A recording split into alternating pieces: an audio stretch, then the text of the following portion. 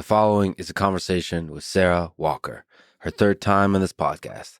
She is an astrobiologist and theoretical physicist interested in the origin of life and in discovering alien life on other worlds.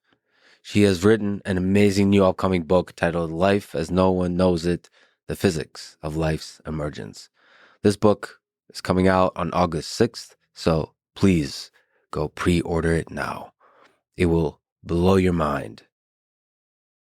And now, a quick few second mention of each sponsor. Check them out in the description. It's the best way to support this podcast.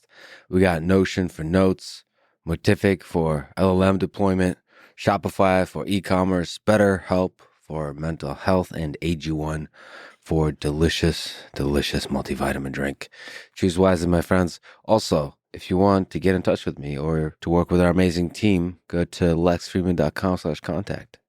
And now onto the full ad reads. No ads in the middle. I try to make these interesting, but if you skip them, please still check out the sponsors. I enjoy their stuff. Maybe you will too. This episode is brought to you by Notion, a note-taking and team collaboration tool. I've been using it recently for note-taking on academic papers, specifically machine learning papers. And there's a lot of machine learning papers. And it's straight up just a great note-taking tool. But beyond that, it's a great collaboration tool for the note-taking process and the whole project management lifecycle. So it combines note-taking, wikis, project management, and then there's an AI assistant that can summarize everything and anything, and you can ask it questions across all of those things. So it's not just for a single document, across all of the documents. And obviously people are collaborating on those documents, so you can ask questions. What did this person do? What is the status of this project? So on, so forth. It's just a really nice integration of LLMs. This is the fundamental question with LLMs. How do you leverage the obvious power that they possess to be useful to whatever tasks that we do? Like, what is the actual product here? And so Notion leverages them extremely well, where the product is team collaboration on notes, wikis, and project management. So really well done. Love to support people that do a great job of building a great software product. Try Notion AI for free when you go to notion.com/Lex. That's all lowercase, notion.com/Lex, to try the power of Notion AI today. This episode is brought to you by a new sponsor, Motific. It's a SaaS platform that helps businesses deploy LLMs and, in general, generative AI that are customized with RAG, Retrieval Augmented Generation, on organizational data sources. Obviously, these kinds of data sources are often super sensitive, and that's where Motific comes in. They help companies with security and compliance. A little background here, since I had to do the deep dive myself a while back. Motific is created by Cisco, specifically Cisco's OutShift group. And OutShift is doing cutting-edge R&D stuff in Cisco. So Cisco has very, very, very long track record and reputation of working with giant businesses and helping them out in not messing stuff up. When you're dealing with sensitive data and when you're dealing with businesses that make a lot of money and already have products that bring in a lot of money and a lot of people rely on, you don't want to mess stuff up. I think specifically this task of taking organizational data that's private to the company, that has to remain very secure, it's very sensitive data, using the power of LLMs and search via the RAG framework on that data is super, super powerful. I think companies that do this well and quickly, which is what Motific helps with, will win. Because the productivity gains, nobody knows, but I don't think there's a ceiling. So it pays us off to play with LLMs, but do so in a secure way. Visit Motific AI to learn more. That's motific.ai. This episode is also brought to you by Shopify, a platform designed for anyone to sell anywhere with a great looking online store. I have a site set up, lexfreeman.com/store. Has a few shirts on it. Took a few minutes to set up. Super easy. They integrate third-party apps. I did that for the on-demand printing, so I don't have to think about any of that. All you do is upload the design. The shirts are sold and shipped. It's kind of an interesting experiment for me to understand how people look at you when you have a t-shirt with nothing on it and a t-shirt with something on it, especially if that something is recognizable. So if I have a Jimi Hendrix or a Pink Floyd shirt or Johnny Cash or a Metallica shirt, there's going to be certain people that look at me with recognition and respect and almost like they want to start a conversation with me. When I have a t-shirt, like a black t-shirt with nothing on it, that kind of look doesn't happen. If I went out more, I would take a notebook and actually make this a little bit more rigorous. But anyway, there's definitely a noticeable social effect that happens when you have a t-shirt with a cool thing on it. So I'm really happy with all the creators that are using Shopify to sell cool t-shirts. I wish there was a better discovery process though. I'm always in search of buying cool t-shirts. Like on Instagram, I think there was a advertisement for a set of t-shirts for classic movies.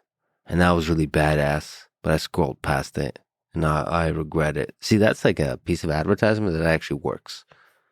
But I wish there was a way to not take me from the scrolling experience, or maybe a way to bookmark it really naturally. There's already a natural sort of skepticism about advertisement, but here it worked. So like when advertisement is done well, it works. I just wish I saved it. But anyway, hopefully they use Shopify to sell shirts. If they don't, they should.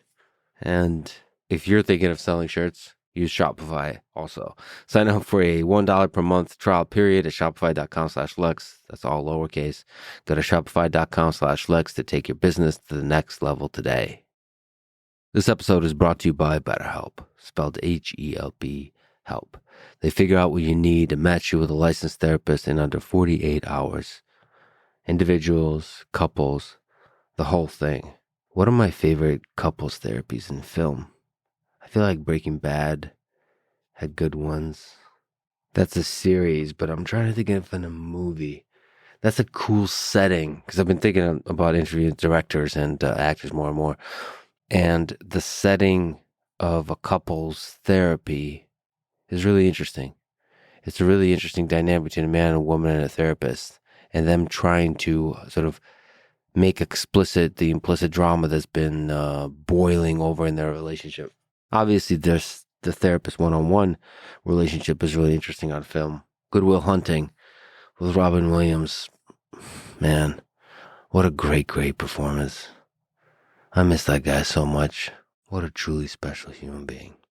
Anyway, back in the real world, therapy, even when there's no camera, is really important for shining the light on the Jungian shadow. 350 million plus messages, 34,000 licensed therapists, 4.4 million people who have gotten help through BetterHelp. Check them out at betterhelp.com/Lex and save on your first month. That's betterhelp.com/Lex. This episode is also brought to you by AG1, an all-in-one daily drink to support better health and peak performance. I drink it every day, multiple times a day sometimes, usually after a run. Like I'm going to go for a run in a little bit. It's already that Texas heat. It's warming up.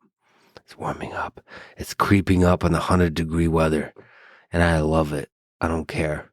The hotter it is, the tougher the run, the more of a mental test it is. And what I do is I speed up, take that feeling of discomfort, and allow myself to sit in it and visualize that feeling of discomfort fading. Sort of from a third-person perspective, it's just a feeling. And a feeling can be controlled. A feeling can be ignored. A feeling can be morphed from the negative to the positive. So for me, it's not just a meditative practice of letting go of all feelings and focusing on the breath. For me, it is also being able to control that discomfort and letting go of that discomfort, the feeling and the notion of discomfort, even when on the surface there should be a lot of physical discomfort, because physical discomfort is first and foremost a construction of the mind. It's not real. It's not real. As long as you believe it's not real, it's not real. And that's what I do. But when I get back home extremely exhausted and uncomfortable, having overcome that challenge, I put an AG1 in the freezer for like 30 minutes. It has this great consistency. And then after a shower, I just take the drink and celebrate having overcome something difficult. They'll give you 1 month supply of fish oil when you sign up at drinkag1.com/Lex. This is the Lex Friedman podcast. To support it, please check out our sponsors in the description. And now, dear friends, here's Sara Walker.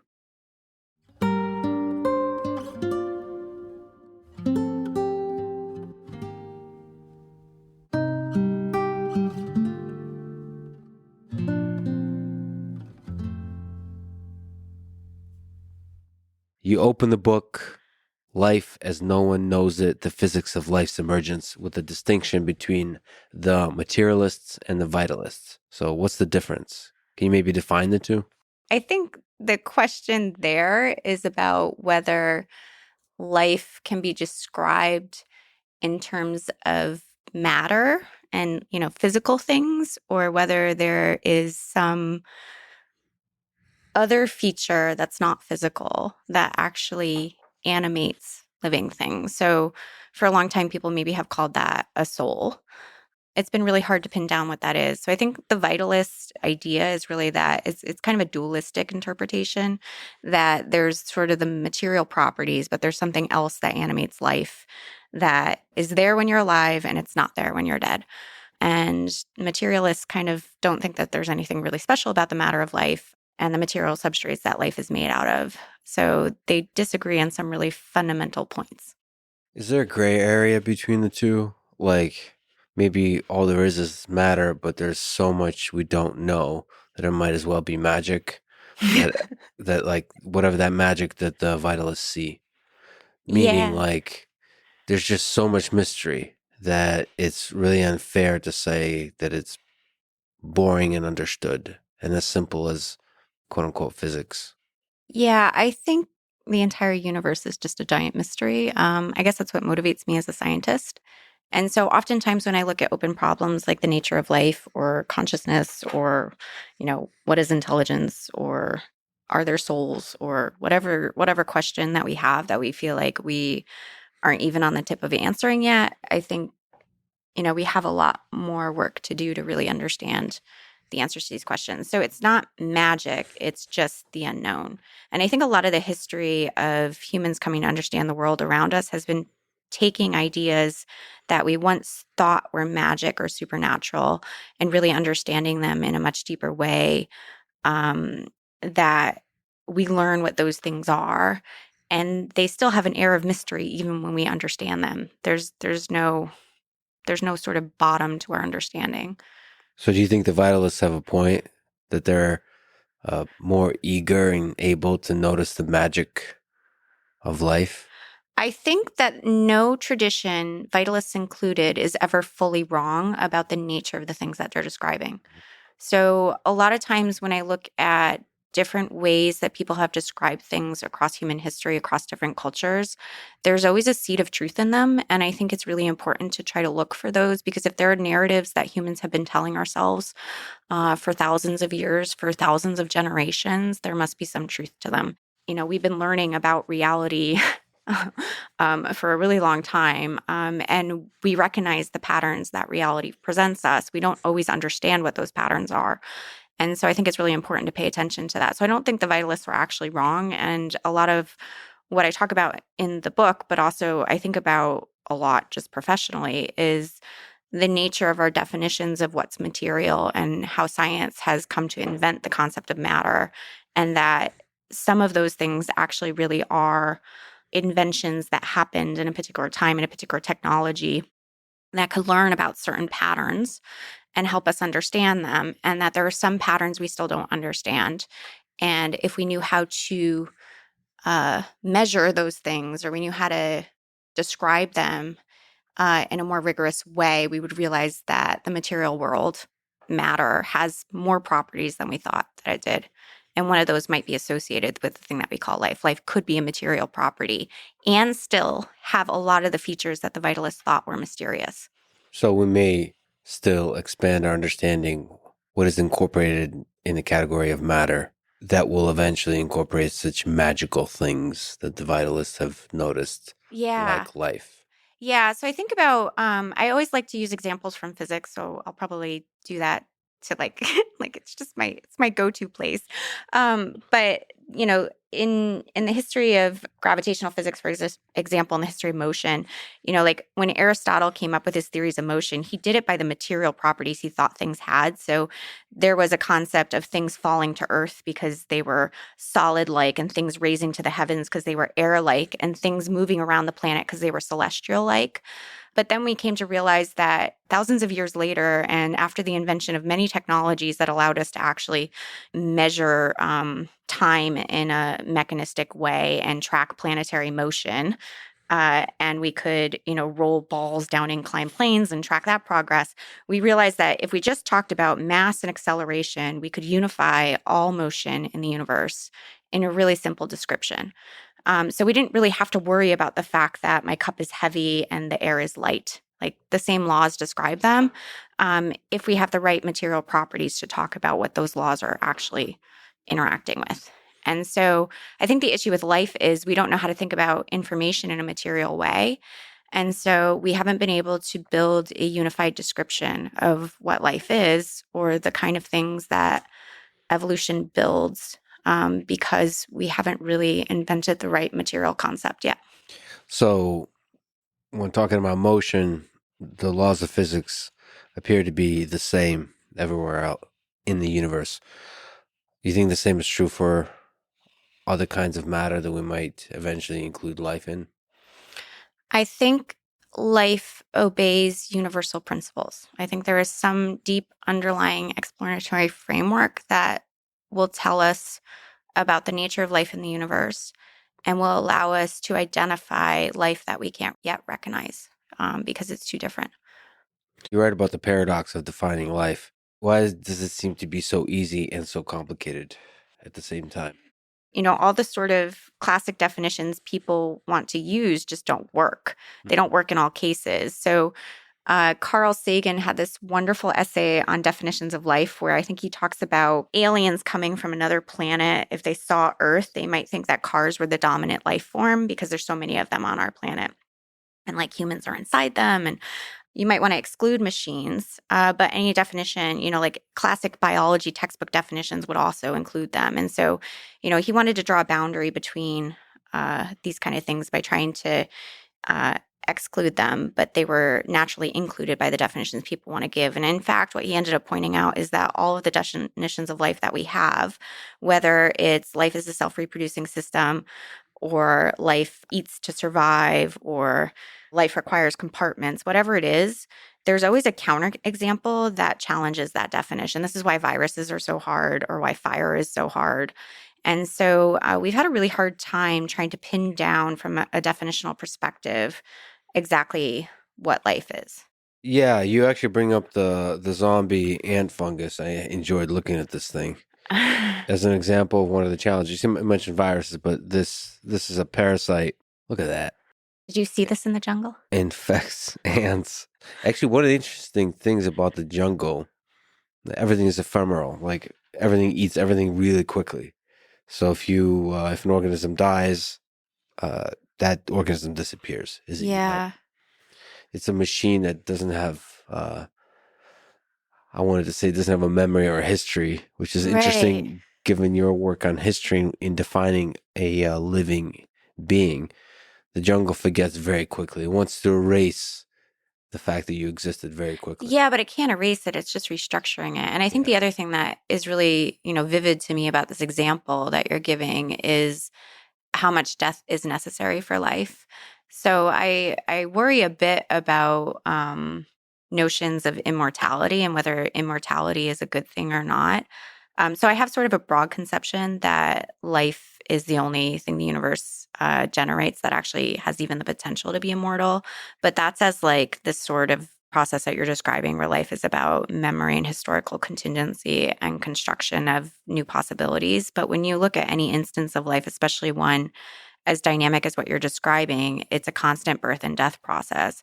But that birth and death process is like the way that the universe can explore what possibilities can exist. And not everything, not every possible human or every possible ant or every possible zombie ant or every possible tree will ever live. So it's, it's an incredibly dynamic and creative place because of all that death. So this is a parasite that needs the ant. So is this a living thing or is this not a living thing? So this is, Yeah. it just So, pierces the ant. I mean, it right. and I've seen a lot of this, by the way. Organisms working together in the jungle, like ants protecting a delicious piece of fruit.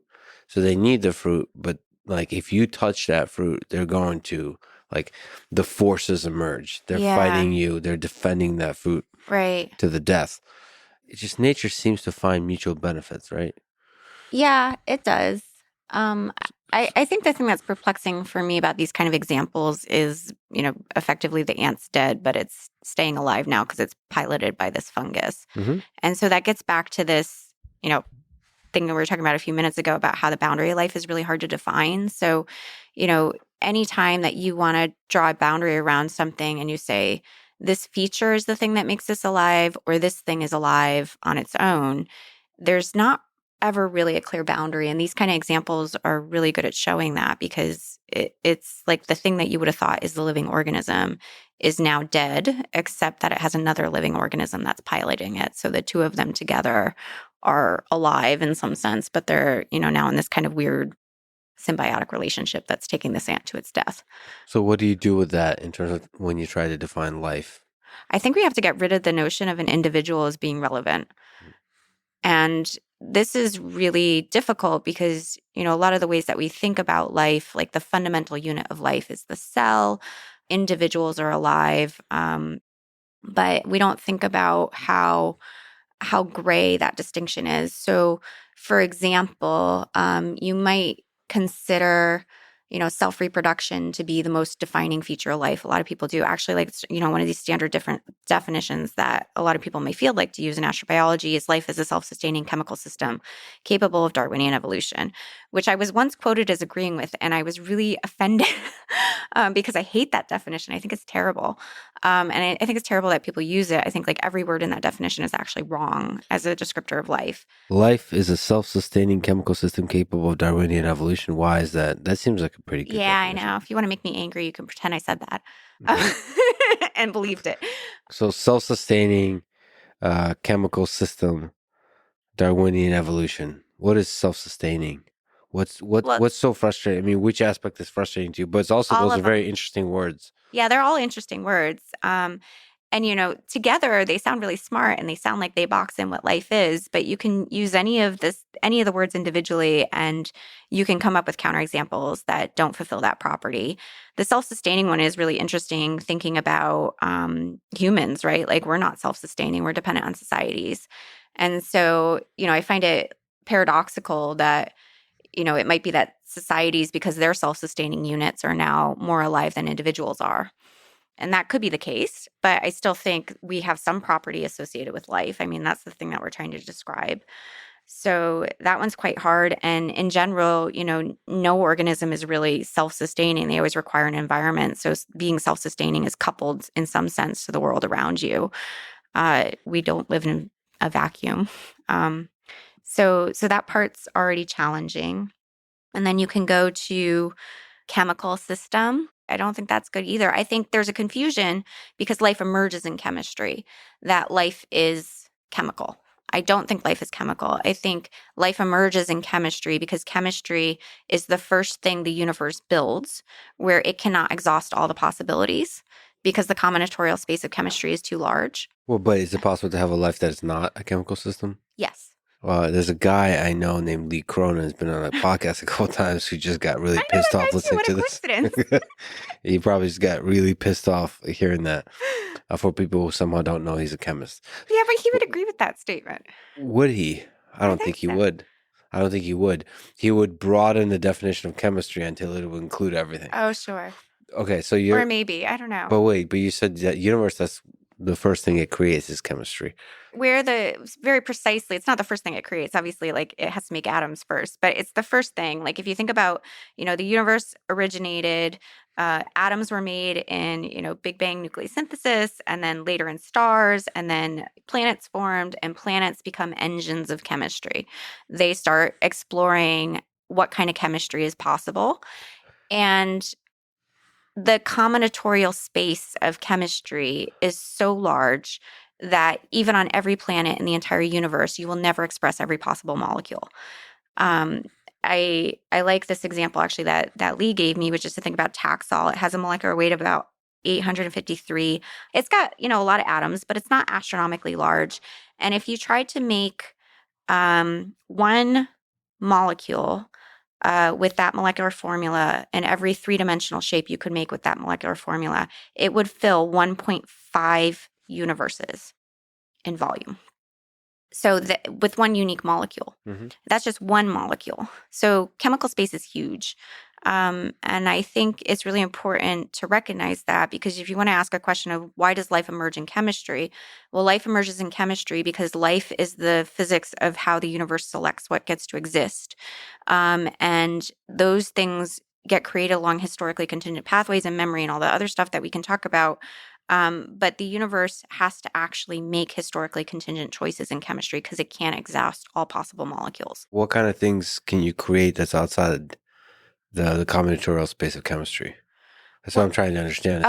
If it's not chemical. So I think some of the things that have evolved on our biosphere, I would call as much alive as chemistry, as a cell, but they seem much more abstract. So, for example, I think language is alive. I think, or at least life. I think memes are. I think You're saying language is life.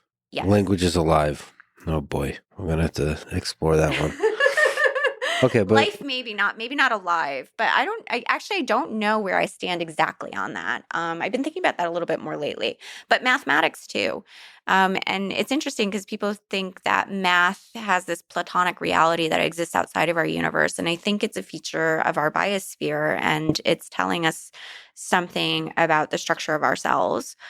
And I find that really interesting because when you would sort of internalize all of these things that we notice about the world, and you start asking, well, what do these look like if I was, something outside of myself observing these systems that we're all embedded in, what would that structure look like? And I think we look really different than the way that we talk about what we look like to each other. what do you think a living organism in math is? Is it one axiomatic system, or is it individual theorems, or is it I individual think it's the steps of... fact that it's open-ended in some sense. It's another open-ended combinatorial space, and the recursive properties of it allow creativity to happen, which is what you see with, like the revolution in the last century with Gödel's theorem and Turing. And, there's clear places where mathematics notices holes in the universe. So it seems like you're sneaking up on a different kind of definition of life: open-ended, large combinatorial space, Yeah, room for creativity, definitely not chemical. I mean, chemistry is one substrate. restricted to Yeah. chemical.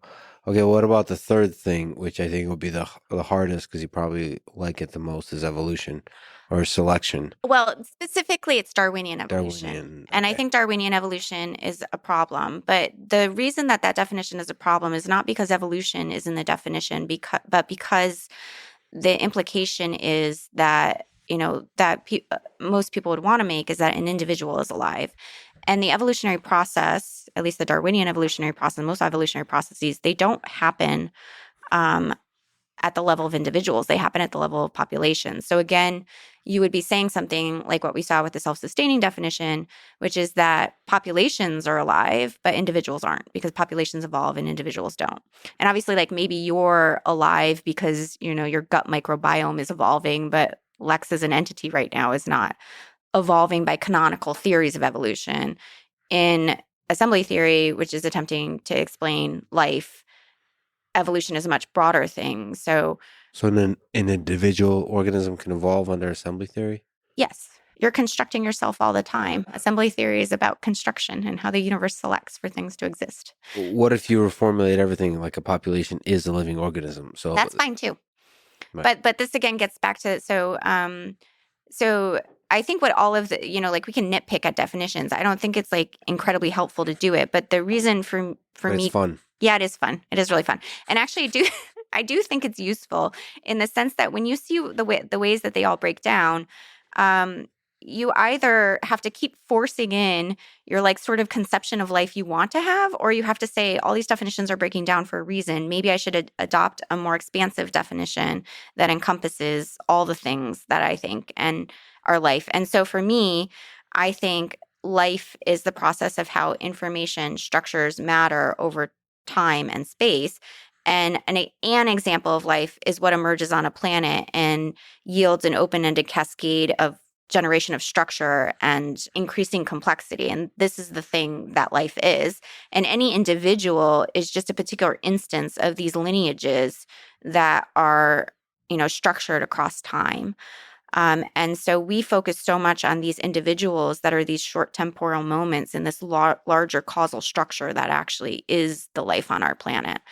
And I think that's why these definitions break down, because they're not general enough, they're not universal enough, they're not deep enough, they're not abstract enough to actually capture that regularity. Because we're focused on that little ephemeral thing that we Yeah, call it's like human life. Aristotle focusing on, heavy things falling because they're Earth-like, and, things floating because they're air-like. It's the wrong thing to focus on. So what exactly are we missing by focusing on such a short span of time? I think we're missing most of what we are. So one of the issues, I've been thinking about this like really viscerally lately. It's weird when you do theoretical physics, because I think it like literally changes the structure of your brain and you see the world differently, especially when you're trying to build new abstractions. Do you think it's possible, if you're a theoretical physicist, that like it's easy to fall off the cliff and descend into madness? I mean, I think you're always on the edge of it, but I think what is amazing about being a scientist and trying to do things rigorously is it keeps your sanity. So I think if I wasn't a theoretical physicist, I would be probably not sane. Wow. But what it forces you to do is hold the fire. Like you have to hold yourself to the fire of like, these abstractions in my mind have to really correspond to reality, and I have to really test that all the time. And so I love building new abstractions, and I love going to those like incredibly creative, spaces that people don't see as part of the way that we understand the world now. But ultimately, I have to make sure that whatever I'm pulling from that space is something that's really usable and really like relates to the world outside of me. That's what science is. So we were talking about what we're missing when we look at a small stretch of time and a small stretch of space. Yeah. So the issue is we evolve perception to see reality a certain way, right? So for us, space is really important and time feels fleeting.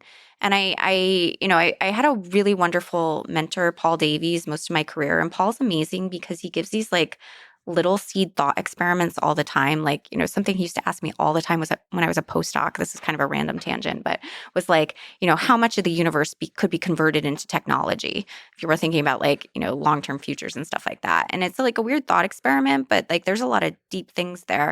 And I do think a lot about the fact that we're really limited in our interactions with reality by the particular architectures that we evolved. And so we're not seeing everything. And in fact, our technology tells us this all the time because it allows us to see the world in new ways by basically allowing us to perceive the world in ways that we couldn't otherwise.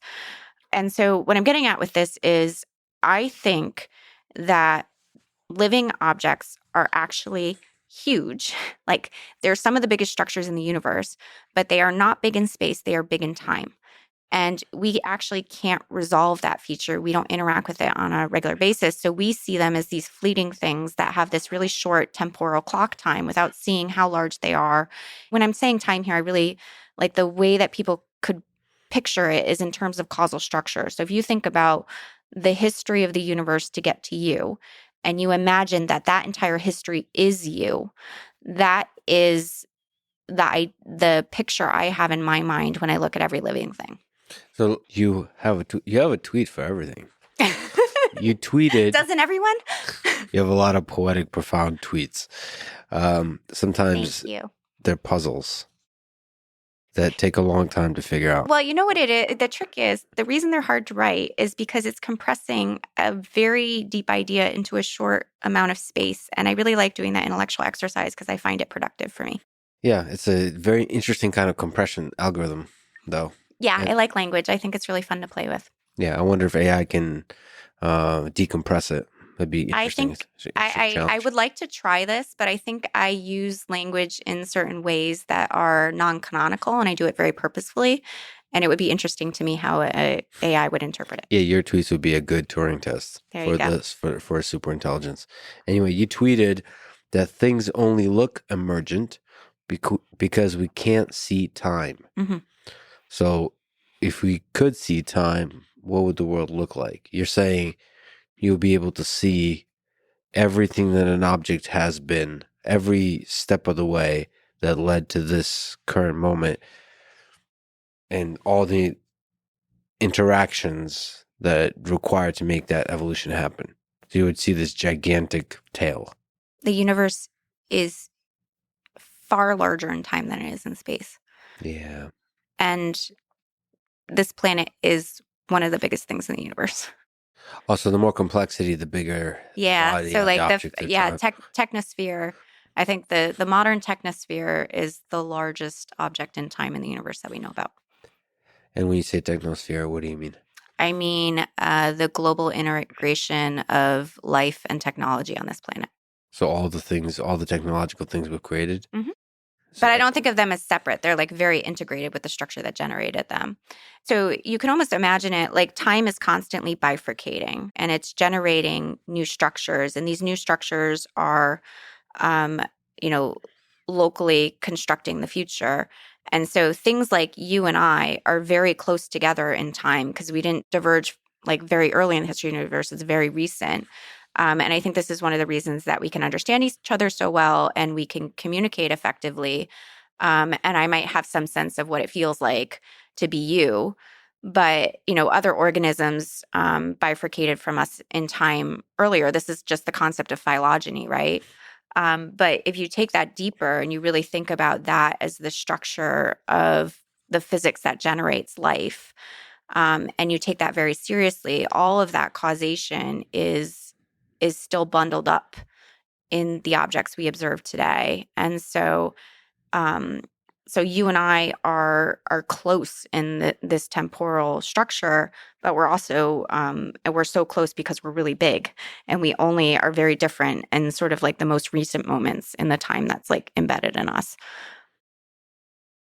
Uh, It's hard to use words to visualize what's in minds. I have such a hard time with this sometimes. I actually was thinking on the way over here. I was like, you have pictures in your brain and then they're hard to put into words. But I realized I always say I have a visual, but it's not actually I have a visual, it's I have a feeling. Because oftentimes I cannot actually draw a picture in my mind for the things that I say. But sometimes they go through a picture before they get to words. But I like experimenting with words because I think they help paint pictures. yeah, it's again some kind of compressed feeling that you can query to get a sense of the bigger visualization that you have in mind. Yeah. It's just a really nice compression. But I think the idea of this object that in it contains all the information about the history of an Mhm. entity that you see now, just trying to visualize that is pretty cool. Yeah. Obviously the mind breaks down quickly as you step seconds and minutes back in Yeah. time. But For sure. I guess it's just a gigantic object Yeah. we're supposed to be thinking about. Yeah, I think so. And I think this is one of the reasons that we have such an ability to abstract as humans, because we are so gigantic that like the space that we can go back into is really large. So like the more abstract you're going, like the deeper you're going in that space. But in that sense, aren't we fundamentally all connected? Yes. And this is why the definition of life cannot be the individual. It has to be these lineages because they're all connected, they're interwoven, and they're exchanging parts all the time. Yeah, so that maybe there's certain aspects of those lineages that can be lifelike. They can be characteristics that can be measured, like with assembly theory, that have Yeah, more or less life. But they're that's all right. just fingertips of a Yeah. much bigger object. Yeah. I think life is very high dimensional. And in fact, I think you can be alive in some dimensions and not in others. Like if you could project all the causation that's in you, in some features of you, very little causation is required and like very little history. And in some features, a lot is. So it's quite difficult to take this really high dimensional, very deep structure and project it into things that we really can understand and say, like, this is the one thing that we're seeing, because it's not one thing. It's funny we're talking about this now, and I'm slowly starting to realize one of the things I saw when I took ayahuasca afterwards, actually. So the actual ceremony is 4 or 5 hours, but afterwards you're still riding whatever the thing that you're riding. And I got a chance to afterwards hang out with some friends and just shoot the shit in the in the forest, and I get to see their faces. And what was happening with their faces and their hair is I would get this interesting effect. First of all, everything was beautiful, and I just had so much love for everybody, but I could see their past selves like behind them. It was this effect where I guess it's a blurring effect of where, like, if I move like this, the faces that were just there are still there, and it would just float like this, these behind them, which will create this incredible effect. But it's also another way to think about that is I'm visualizing a little bit of that object, of the thing they wore just a few seconds ago. Yeah. It's a cool little effect. That's very cool. And now it's like giving it a bit more profundity to the effect that was just beautiful aesthetically, but it's also beautiful from a physics perspective, because that is a past self. I get a little glimpse at the past selves that they were, but then you take that to its natural conclusion, not just a few seconds ago, but just to the beginning of the universe, and you can probably get to that years, get down that lineage. It's crazy that there's billions of years inside all of us. All of us. Yeah. And then we connect, obviously. Yeah. Not too long ago. Yeah. You mentioned just the technosphere, and you also wrote that the most alive thing on this planet is our technosphere. Yeah. Why is the technology we create a kind of life form? Why are you seeing it as life? Because it's creative, but with us, obviously, like not independently of us. And also because of this sort of lineage view of life. And I think about life often as a planetary scale phenomena, because that's sort of the natural boundary for all of this causation that's bundled in every object in our biosphere. And so for me, it's just sort of the current boundary of how far life on our planet has pushed into the things that our universe can generate. And so it's the furthest thing, it's the biggest thing. And I think a lot about the nature of life across different scales. And so, we have cells inside of us that are alive, and we feel like we're alive, but we don't often think about the societies that we're embedded in as alive, or a global scale organization of us and our technology on the planet as alive. But I think if you have this deeper view into the nature of life, which I think is necessary also to solve the origin of life, then you have to include those things. All of them. So you have to simultaneously think about Every life scale. at every single scale. Yeah. The planetary and the bacteria level. Yeah. This is the hard thing about solving the problem of life, I think, is how many things you have to integrate into building a sort of a unified picture of this thing that we want to call life. And a lot of our theories of physics are built on building deep regularities that explain a really broad class of phenomena. And I think we haven't really traditionally thought about life that way.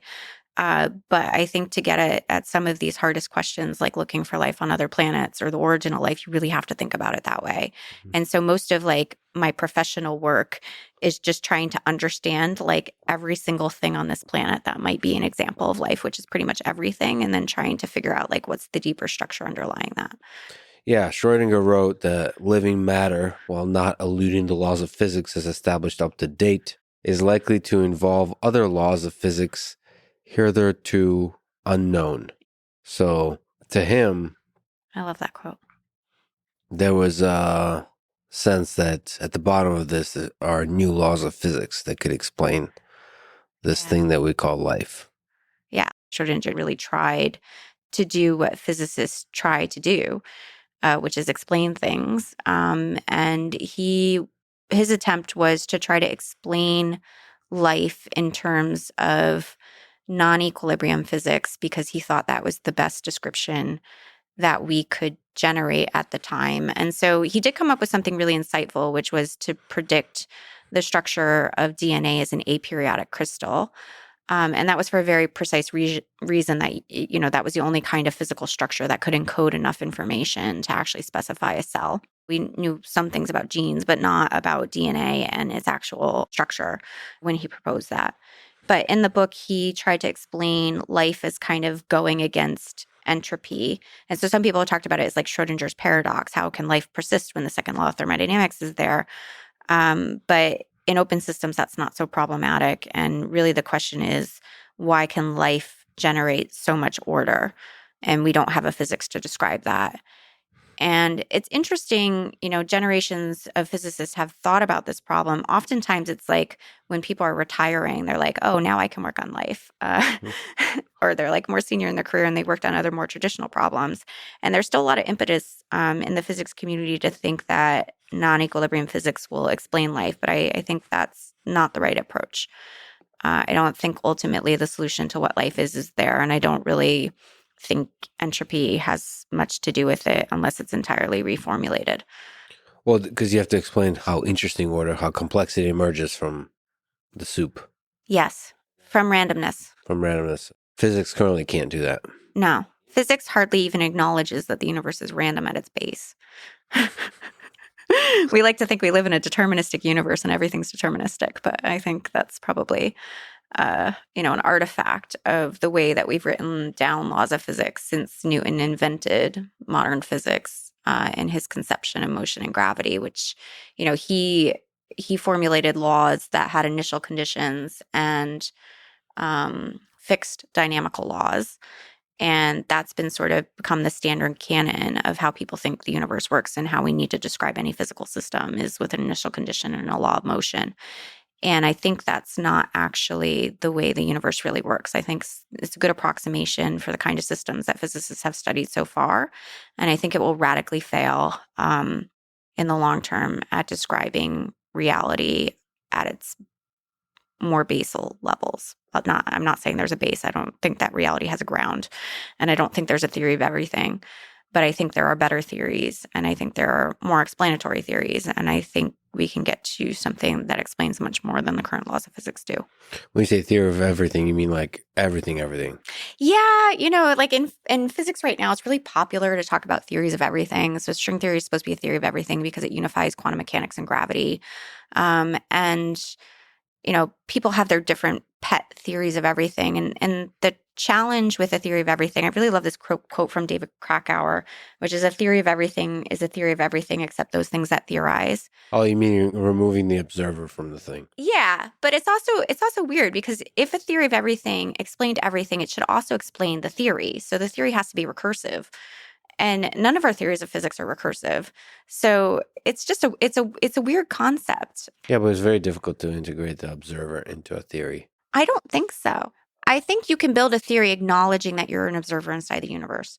But doesn't it become recursive in that way? And that's you're saying it's possible to make a theory that's okay with that? I think so. I mean, I don't think there's always going to be the paradox of another meta level you could build on the meta level, right? So like if you assume this is your universe and you're the observer outside of it, you have some meta description of that universe, but then you need a meta description of you describing that universe, right? So, this is one of the biggest challenges that we face being observers inside our universe, and also, why the paradoxes and the foundations of mathematics and any place that we try to have observers in the system or a system describing itself show up.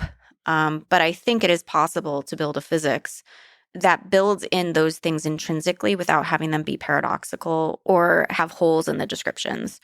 And so one place I think about this quite a lot, which I think can give you sort of a more concrete example, is the nature of like what we call fundamental.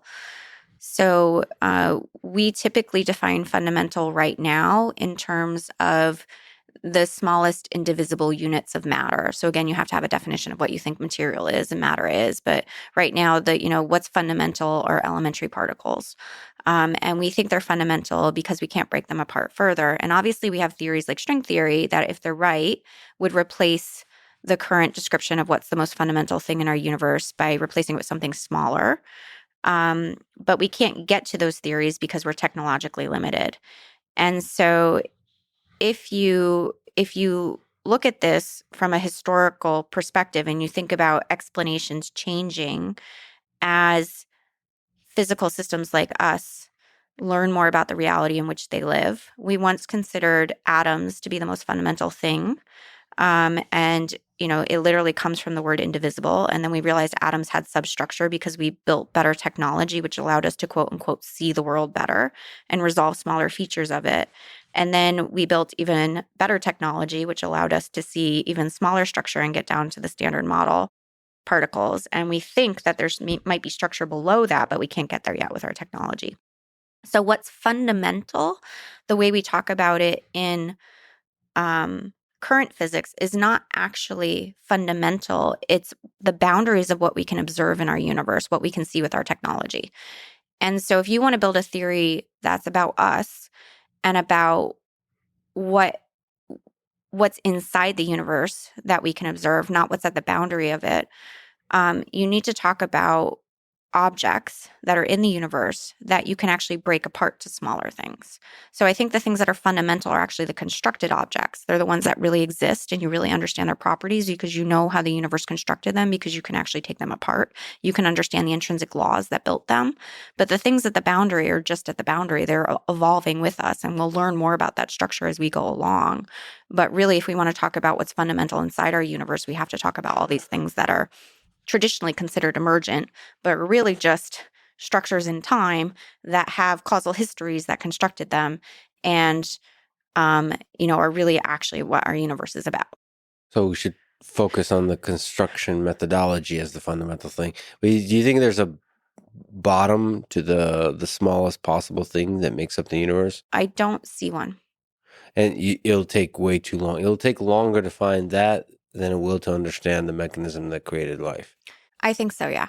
I think for me, the frontier in modern physics, where the new physics lies, is not in high energy particle physics. It's not in quantum gravity. It's not in any of these sort of traditionally sold, this is going to be the newest, deepest insight we have into the nature of reality. It is going to be in studying the problems of life and intelligence and the things that are sort of also our current existential crises as a civilization or a culture that's going through an existential trauma of inventing technologies that we don't understand right now. The existential trauma and the terror we feel that technology might somehow destroy us meaning intelligent living organisms.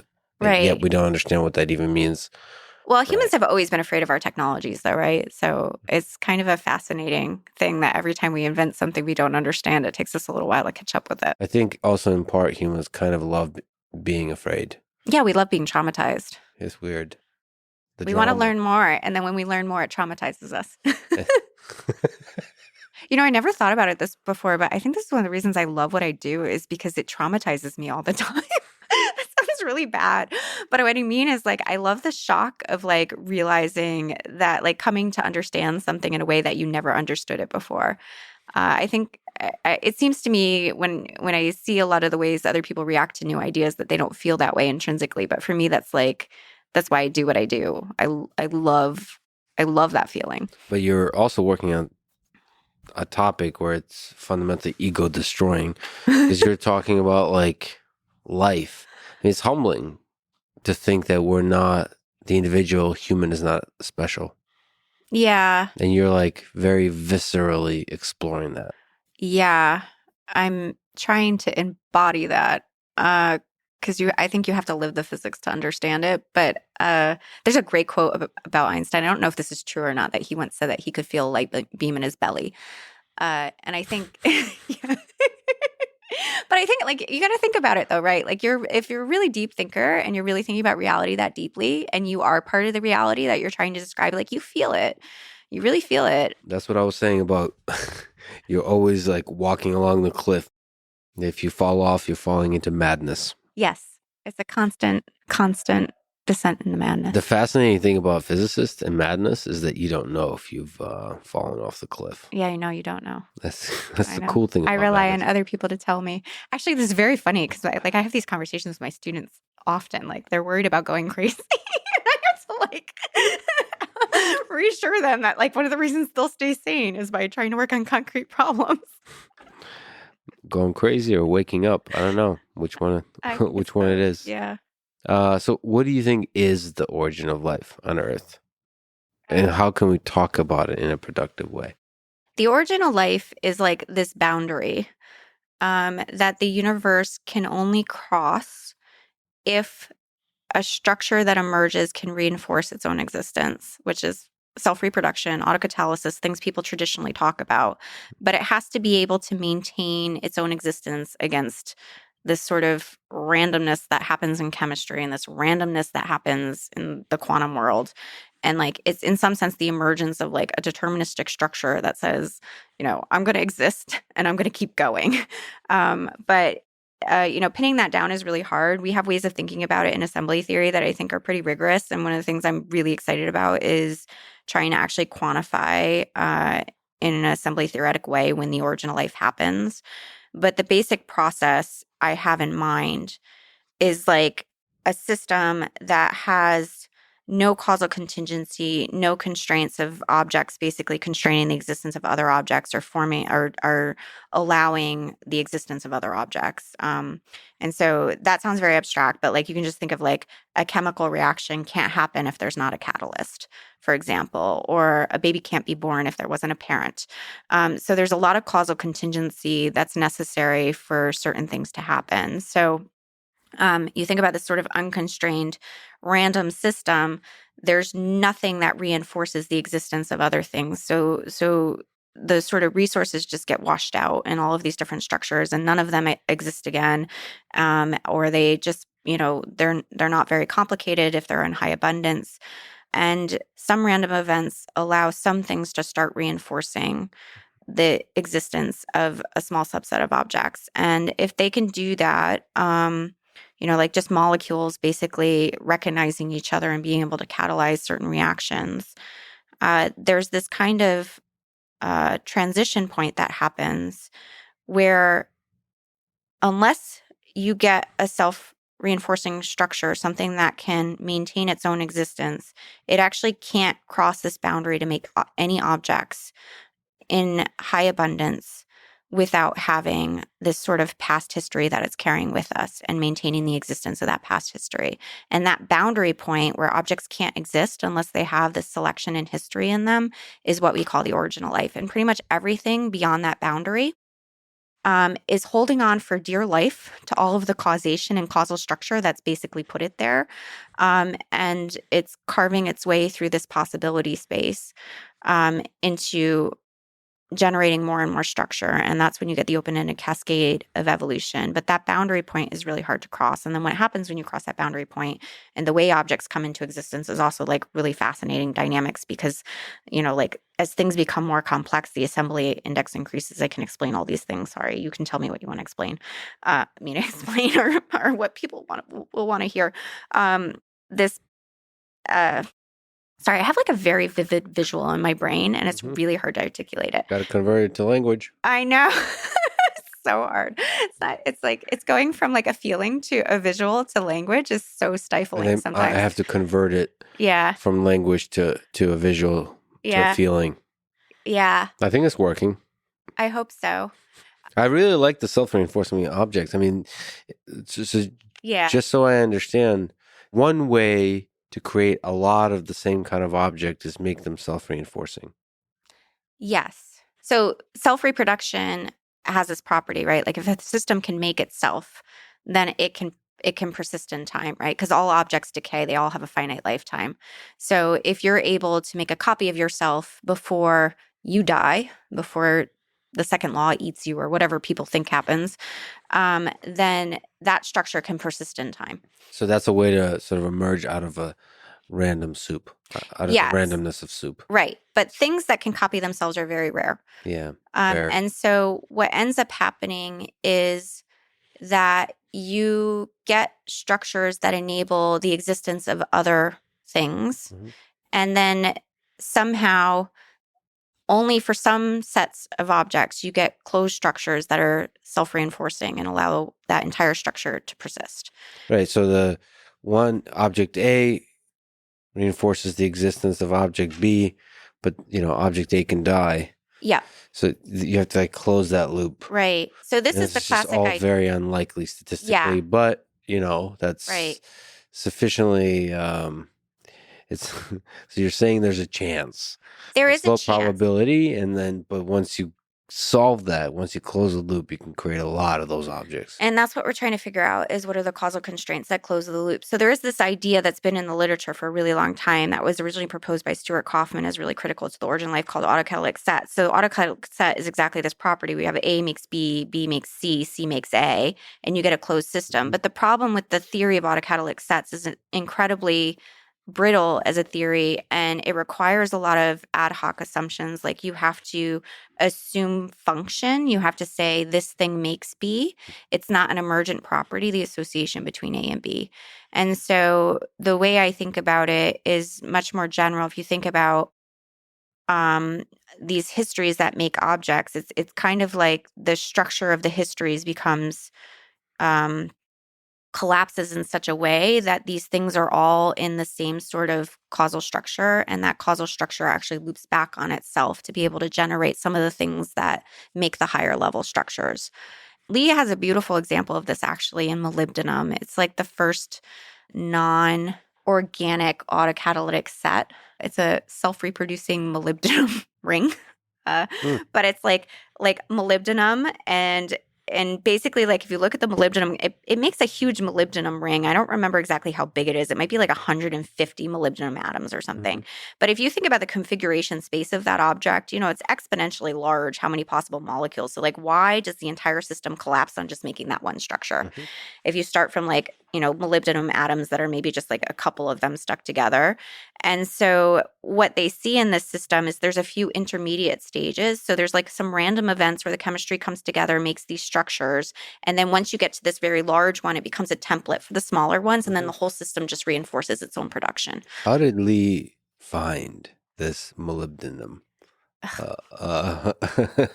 Closed loop. If I knew how Lee's brain worked, I think I would understand a lot more about the universe. But this is not an algorithmic discovery. It's a no, but I think it goes to the deepest roots of like when he started thinking about origins of life. So I mean I don't know all of his history, but like what he's told me is he started out in crystallography.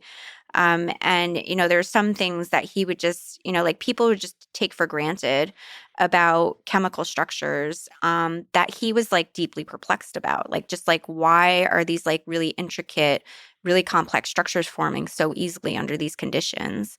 And he was really interested in life, but he started in that field. So he's just carried with him these sort of deep insights from these systems that seem like they're totally not alive and just like these metallic chemistries into actually thinking about the deep principles of life. So I think he already knew a lot about that chemistry, and he also, assembly theory came from him thinking about how these systems work. So he had some intuition about what was going on with this molybdenum ring.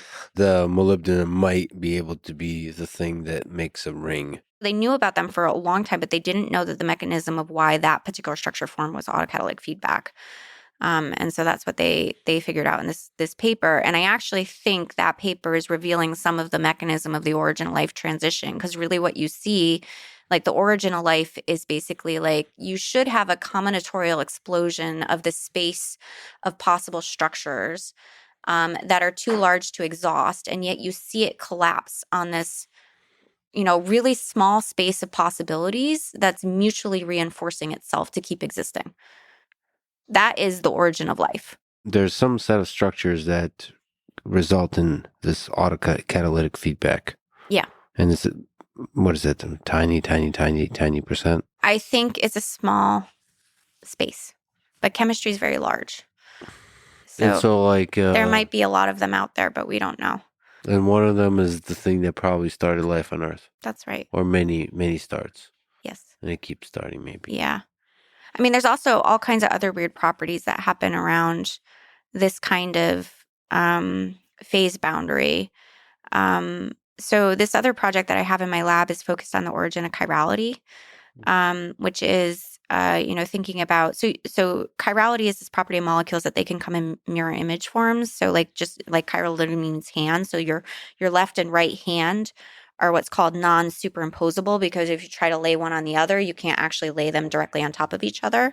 And that's the property of being a mirror image.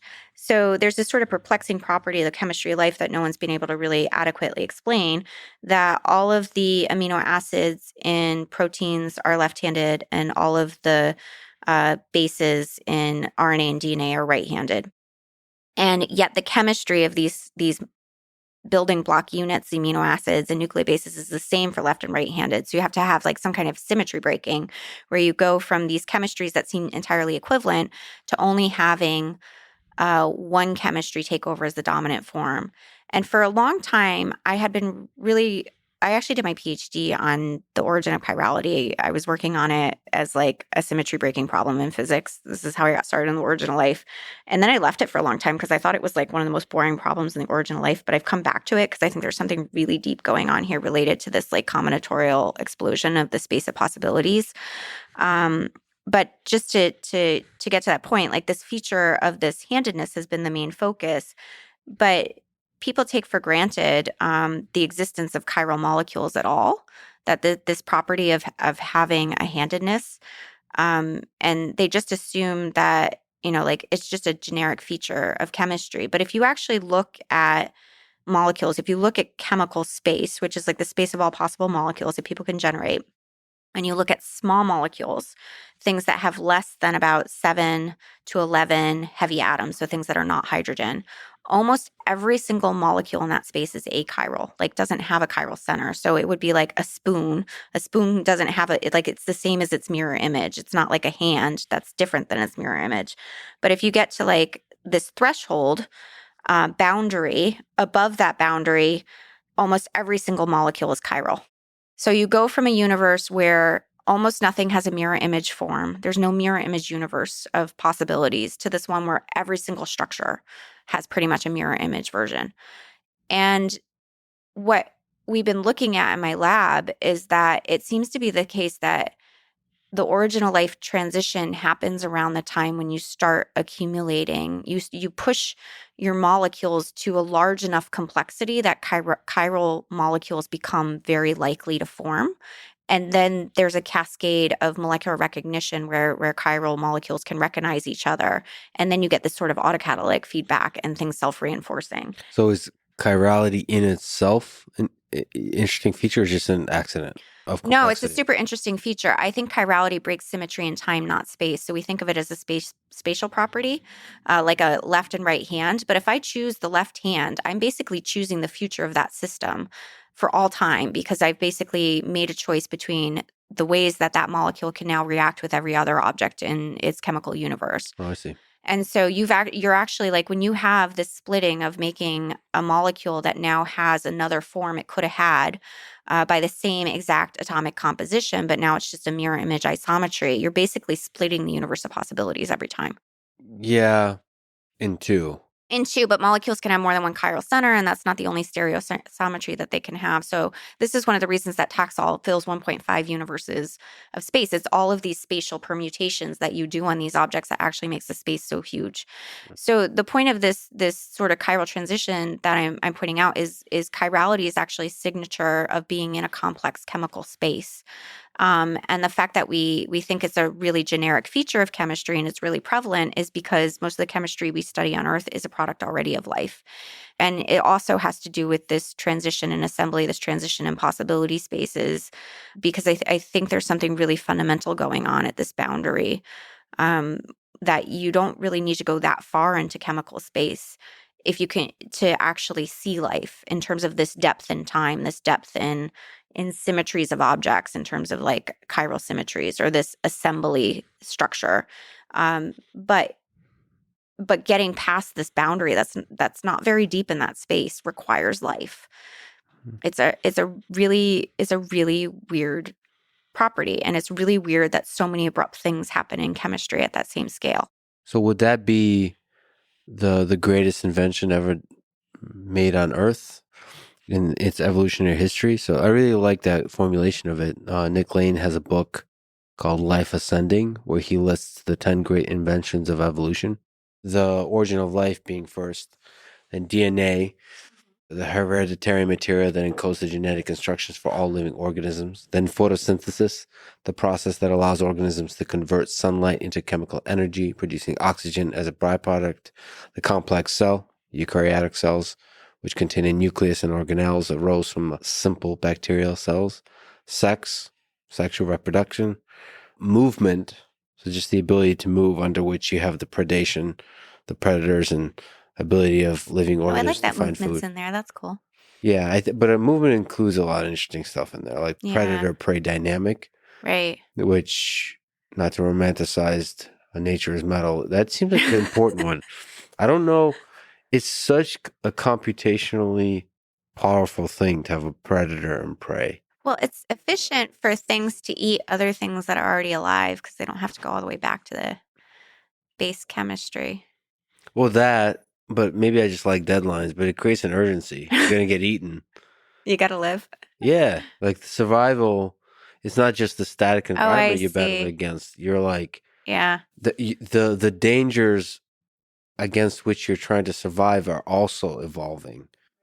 This is just a much faster way to explore the space of possibilities. I actually think it's a gift that we don't have much time. Yes. Sight, the ability to see. So the increasing complexifying of sensory organisms, consciousness, and death. The concept of programmed cell death. These are all inventions along the line. I like invention as a word for them. I think that's good. Which are the more interesting inventions to you? What origin of life? Because you kind of are not glorifying the origin of life itself. There's a process. No, I think the origin of life is a continual process. That's why I'm interested in the first transition and solving that problem, because I think it's the hardest. But I think it's happening all the time. When you look back at the history of Earth, like, what are you impressed happened? I like sight as an invention, because I think having sensory perception and trying to comprehend the world, to use anthropocentric terms, is like a really critical feature of life. And it's interesting the way that sight has complexified over time, right? So like if you think at the origin of life, nothing on the planet could see. Mm-hmm. Right. So like for a long time, life had no sight. And then, like photon receptors were invented. And then when multicellularity evolved, those cells eventually grew into eyes. And we had the multicellular eye. And then it's interesting when you get to societies like human societies that we invent even better technologies of seeing, like telescopes and microscopes, which allow us to see deeper into the universe or at smaller scales. So I think that's pretty profound, the way that sight has transformed the ability of life to literally see the reality in which it's existing in. I think consciousness is also obviously deeply interesting. I've gotten kind of obsessed with like octopus. They're just so weird. And the fact that like they evolved complex nervous systems kind of independently is like, seems very alien. Yeah, there's a lot of alien-like organisms. That's another thing I saw in the jungle. Yeah. Just things that are like, oh, okay, they make one of those, huh? It just Do you feels have like any there's examples? there's a frog that's as thin as a sheet of paper. And I was like, wow. what? And it gives birth through like pores. Like, how is I've seen videos of that. It's so gross when the babies come out. Yeah. Did you see that? Yes. Like in person, like the babies coming out? No. I saw the without the. Have you seen videos of that? It's so gross. Yes. It's one of the grossest things I've ever seen. Well, so gross is just the other side of beautiful, I think. Yes. 'Cause it's like, oh wow, Yeah. that's possible. I guess if I was one of those frogs, I would think that was the most beautiful event I'd ever seen. Although, like, human childbirth is not that beautiful either. Yeah, it's all a matter of perspective. Well, we come into the world so violently. It's just like, it's amazing. Well, I mean, the world is a violent place. Yeah. So again, it's just another side of the coin. You know what? This actually makes me think of one that's not up there, which I do find really incredibly amazing, is the process of like the germline cell in, you know, in organisms. Like basically like every living thing on this planet at some point in its life has to go through a single cell. And this whole issue of like development, like the developmental program is kind of crazy. Like, how do you build you out of a single cell? How does a single cell know how to do that? Like, you know, pattern formation of a multicellular organism obviously like evolves with DNA, but there's a lot of stuff happening there about when cells take on certain morphologies and things that people don't understand, like the actual shape formation mechanism. And a lot of people study that, and it's and there's a lot of advances being made now in that field. I think it's pretty shocking though that like how little we know about that process. And often it's left off of people's lists. It's just kind of interesting. Embryogenesis is fascinating. Yeah, because you start from just one cell. Yeah. And you And the build- genes in all the cells are the same, right? So, like, the differentiation has to be something that's like much more about like the actual, like, you know, expression of genes over time and like how they get switched on and off, and also the physical environment of like the cell interacting with other cells. And there's just a lot of stuff going on. yeah, the computation, the intelligence of that process Yes. might be like the most important thing to understand, and we just kind of don't really think about it. Right. We think about the final product. Yeah. Maybe the key to understanding the organism is understanding that process, not the final product. Probably, yes. Huh. I think most of the things about understanding anything about what we are embedded in time. Well, of course you would say that. I know. So predictable. It's turning into a deterministic universe. It always has been, always was, like the meme. Yeah, it always was, but it won't be in the future.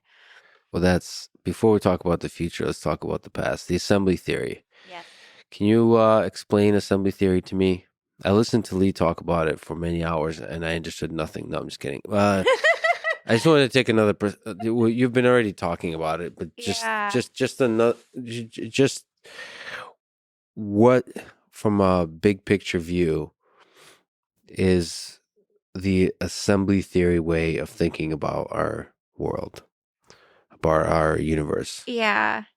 I think the first thing is, you know, that like the observation that uh, life seems to be the only thing in the universe that builds complexity in the way that we see it here. And complexity is obviously like a loaded term. So I'll just use assembly instead, because I think assembly is more precise. But the idea that like, you know, all the things on your desk here, from your computer to the pen to, you know, us sitting here, don't exist anywhere else in the universe as far as we know. They only exist on this planet. And it took a long evolutionary history to get to us, is a real feature that we should take seriously as one that's deeply embedded in the laws of physics and the structure of the universe that we live in. Standard physics would say that, you know, all of that complexity traces back to the infinitesimal deviations and like the initial state of the universe, that there was some order there. I find that deeply unsatisfactory. And what assembly theory says that's very different is that the universe is basically constructing itself. And when you get to these combinatorial spaces like chemistry, where the space of possibilities is too large to exhaust them all, you can only construct things along historically contingent paths. Like you basically have causal chains of events that happen to allow other things to come into existence. And uh, and that this is the way that complex objects get formed, is basically on scaffolding on the past history of objects making more complex objects, making more complex objects. That idea in itself is easy to state and simple, but it has some really radical implications as far as what you think is the nature of the physics that would describe life. And so, what assembly theory does formally is try to measure the boundary in the space of all things that, chemically could exist, for example, like all possible molecules. Where is the boundary above which we should say these things are too complex to happen outside of an evolutionary chain of events, outside of selection? And we formalize that with two observables. One of them is the copy number of the object. So, how many of the object did you observe? And the second one is what's the minimal number of recursive steps to make it? So, if you start from elementary building blocks like bonds for molecules and you put them together and then you take things you've made already and build up to the object, what's the shortest number of steps you had to take? And what Lee's been able to show in the lab with his team is that for organic chemistry, it's about 15 steps. And then you only see molecules the only molecules that we observe that are past that threshold are ones that are in life. And in fact, one of the things I'm trying to do with this idea of like trying to actually quantify the origin of life as a transition in like a phase transition in assembly theory is actually be able to explain why that boundary is where it is. Because I think that's actually the boundary that life must cross. So the idea of going back to this thing we were talking about before about these structures that can reinforce their own existence and move past that boundary, 15 seems to be that boundary in chemical space. It's not a universal number. It will be different for different assembly spaces. But that's what we've experimentally validated so far. And then So literally 15, like the assembly index is 15. it's 15 or so for the experimental data, yeah. So that's when you start getting the self-reinforcing. That's when you have to have that feature in order to observe molecules in high abundance in that space. So the copy number is the number of exact copies. Well, that's what you mean by high abundance. And assembly index, or the complexity of the object, is how many steps it took to create it. Recursive, yeah. So you can think of objects in assembly theory as basically recursive stacks of the construction steps to build them. So they're like, it's like you take this step and then you make this object and you make it this object and make this object and then you get up to the final object. But that object is all of that history rolled up into the current structure. What if you took the long way home? You can't take the long way. Why not? The long way doesn't exist. It's a good song though. What do you mean the long way doesn't exist? If I do a random walk from A to B, I'll eventually, if I start at A, I'll eventually end up at B. And that random walk would be much shorter longer than the short. No, if you look at objects and we define something we call the assembly universe, and the assembly universe is ordered in time. It's actually ordered in the causation, the number of steps to produce an object. And so all objects in the universe are in some sense exist at a layer that's defined by their assembly index. And the size of each layer is growing exponentially. So what you're talking about, if you want to look at the long way of getting to an object, as I'm increasing the assembly index of an object, I'm moving deeper and deeper into an exponentially growing space. And it's actually also the case that the sort of typical path to get to that object is also exponentially growing with respect to the assembly index. And so if you want to try to make a more and more complex object and you want to do it by a typical path, that's actually an exponentially receding horizon. And so most objects that come into existence have to be causally very similar to the things that exist because they're close by in that space, and they can actually get to it by an almost shortest path for that object. Yeah, the almost shortest path is the most likely, and like by a lot. By a lot. Okay, so if you see a high copy number, imagine yourself greater than 1. Yeah, I mean, basically, the more complex we get, we live in a space that is growing exponentially large, and the ways of getting to objects in the space are also growing exponentially large. And so we're this kind of recursively like stacked structure of like all of these objects that are clinging onto each other for existence, and then they like grab something else and are able to bring that thing into existence because it's kind of similar to them. But there is a phase transition. There is a transition. There is a place where you would say, "Oh, that's I think it's actually abrupt." I've never been able to say that in my entire career before. I've always gone back and forth about whether the origin of life was kind of gradual or abrupt. I think it's very abrupt. Poetically, life snaps chemically, into existence. literally. What snaps? Okay, that's very beautiful. It snaps.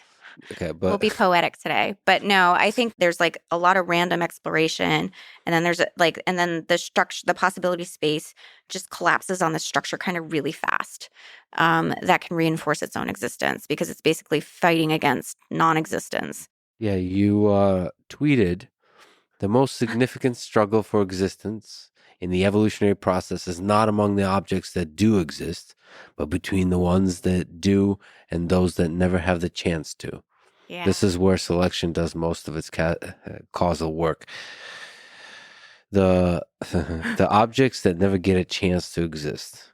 Yeah. The struggle between the ones that never get a chance to exist and the ones that okay. What's that line exactly?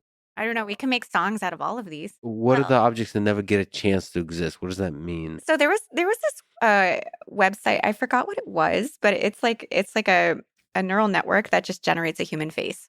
And it's like Yep. this person does not exist. I think that's what it's called, right? So you can just click on that all day and you can look at people all day that don't exist. Yeah. All of those people exist in that space of things that don't exist. Yeah, but there's the real struggle. Yeah. So the struggle of the quote, the struggle of it for existence is, that goes all the way back to Darwin's writing about natural selection, right? So, like, the whole idea of survival of the fittest is everything struggling to exist, this predator prey dynamic. And the fittest survive. And so the struggle for existence is really what selection is all about. And that's true. We do see things that do exist competing to continue to exist. Um, but each time that, like, if you think about this space of possibilities and, each time the universe, generates a new structure or like an object that exists generates a new structure along this causal chain, it's generating something that exists that never existed before. And each time that we make that kind of decision, we're excluding a huge space of possibilities. And so actually, like, as this process of increasing assembly index, it's not just that, like, the space that these objects exist in is exponentially growing, but there are objects in that space that are exponentially receding away from us. So they're becoming exponentially less and less likely to ever exist. And so existence excludes a huge number of things. Just because of the accident of history, how it ended up. Yeah, it is in part an accident because I think some of the structure that gets generated is driven a bit by randomness. I think a lot of it, one of the conceptions that we have in assembly theory is, the universe is random at its base. You can see this in chemistry, like unconstrained chemical reactions are pretty random. And also quantum mechanics, like, there's lots of places that give evidence for that. And deterministic structures emerge by things that can causally reinforce themselves and maintain persistence over time. And so we are some of the most deterministic things in the universe. And so, like, we can generate very regular structure and we can generate new structure along a particular lineage. But the possibility space at the sort of tips, like the things we can generate next, is really huge. So there's some stochasticity in what we actually, instantiate as, like, the next structures that get built in the biosphere. It's not completely deterministic because the space of future possibilities is always larger than the space of things that exist now. So, how many instantiations of life is out there, do you think? So, how often does this happen? What we see happen here on Earth? How often is this process repeated throughout our galaxy, throughout the universe? So I said before, like, right now, I think the origin of life is a continuous process on Earth. Like, I think this idea of, like, combinatorial spaces that our biosphere generates, not just chemistry, but other spaces, often cross this threshold where they then allow themselves to persist with a particular regular structure over time. So language is another one where, like, the space of, possible configurations of the 26 letters of the English alphabet is astronomically large, but we use with very high regularity certain structures. And then we associate meaning to them because of the regularity of, like, how much we use them, right? So meaning is an emergent property of the causation in the objects and, like, how often they recur and what the relationship of the recurrence is to other objects. Meaning is the emergent property. Okay, got it. Well, this is why But you can yes, play with language so yes, much, yes. actually. So words don't really carry meaning. It's just about how you lace them together. Yeah, but from where does the But meaning you don't have a emerge? lot of room. Obviously, as a speaker of a given language, you don't have a lot of room with a given word to wiggle, but you have a certain amount of room to push the meanings of words. Yeah. And I do this all the time, and you have to do it with the kind of work that I do, because if you want to discover an abstraction, like some kind of concept that we don't understand yet, it means we don't have the language. And so So the you have words to that we have wiggle. are inadequate to describe the things. This is why we're having a hard time talking about assembly theory, because it's a newly emerging idea. Um, so I'm constantly playing with words in different ways to try to convey the meaning that is actually behind the words, but it's hard to do. So you have to wiggle within the constraints. Yes, lots of wiggle. The the great orators are just good at wiggling. Do you wiggle? I'm not a very good wiggler, no. This is the problem. This is part of the problem. No, I like playing with words a lot. It's very funny because, like I know you talked about this with Lee, but like people were so offended by the writing of the paper that came out last fall. And it was interesting because the ways that we use words were not the way that people were interacting with the words. And I think that was part of the mismatch, where we were trying to use words in a new way because we were trying to describe something that hadn't been described adequately before, but we had to use the words that everyone else uses for things that are related. And so it was really interesting to watch that clash play out in real time for me, being Yeah. someone that tries to be so precise with my word usage, knowing that it's always going to be vague. Boy, can I relate. It's like, what is truth? Is truth the thing you meant when you wrote the words, or is truth the thing that people understood when they read the words? Oh, yeah. I think that compression mechanism into language is a really interesting one, and that's why Twitter is a nice exercise, because I love Twitter. you Yeah, for get that to write reason. a thing, and you think a certain thing when you write it, and then you get to see all these other people interpret it in all Yeah, kinds of yeah. different ways. I use it as an experimental platform for that reason. I wish there was a higher diversity of interpretation mechanisms applied to tweets, meaning like Oh, all kinds of different people would come to it. Like some people that see the good in everything, and some people that are ultra cynical, a bunch of yeah. haters and a bunch of lovers and a bunch of Maybe they could do better jobs with presenting material to people. Like, the rant, like how things, it's like usually based on interest, but I think it would be really nice if you got like 10% of your Twitter feed was random stuff sampled from other places. That'd be kind of fun. true. I also would love to filter, just like bin uh, the response to tweets by like the people that hate on everything, Yes. the people that Oh, are that would be fantastic. the people that are like super positive about everything, and then they'll just kind of, I guess, normalize the response, because Yeah. then it'd be cool to see if the people that are usually positive about everything are hating on you, or like totally don't understand or completely misunderstood. Yeah. Usually it takes a lot of clicking to find that out. Yeah, Yeah. but So it'd be better if it was sorted. Yeah. the more clicking you do, the more damaging it is to the soul. Yeah. It's like instead of like you could have the blue check, but you should have like, are you a pessimist, an optimist, Yeah, there's a lot of chaotic, colors. neutral? what's your Be a what's your whole what's your personnel? rainbow of checks. And then you realize there's more categories than we can possibly express in colors. Yeah, of course. Uh, People are complex. that's our best feature. I don't know how we got to the wiggling required given the constraints of language, because I think we started about me asking about alien life, which which is how many different times did the face transition happen elsewhere? Do you think there's other alien civilizations out there? This goes into like like are you on the boundary of insane or not? But when you think about the structure of the physics of what we are that deeply, it really changes your conception of things. And going to this idea of the universe, um, being kind of small in physical space compared to how big it is in time and like Mhm. how large we are, it really makes me question about whether there's any other structure that's like this giant crystal in time, this giant causal structure like our biosphere slash technosphere is. anywhere else in the universe. Why not? I don't Why? I It don't could be know. just because this one is gigantic doesn't mean there's not other Right. gigantic But ones. I think that when the universe is expanding, right? It's expanding in space, but in assembly theory, it's also expanding in time.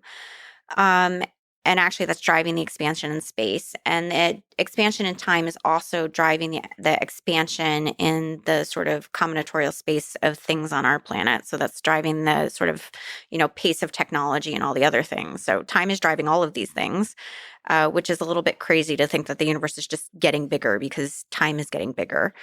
Um, but like the sort of visual that gets built in my brain about that is like the structure that we're building on this planet is packing more and more time in this very small volume of space, right? Because our planet hasn't changed its physical size in 4 billion years, but there's like a ton of causation and recursion and time, whatever word you want to use, information packed into this. And I think this is also, embedded in sort of the virtualization of our technologies or the abstraction of language and all of these things. These things that seem really abstract are just really deep in time.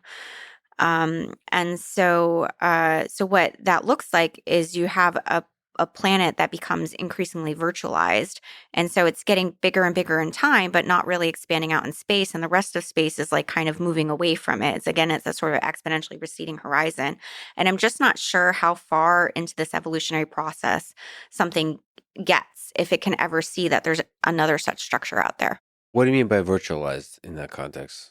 Virtual as sort of a play on virtual reality and like simulation theories, but virtual also in a sense of we talk about virtual particles in particle physics, which they are very critical to doing calculations about predicting the properties of real particles, but we don't observe them directly.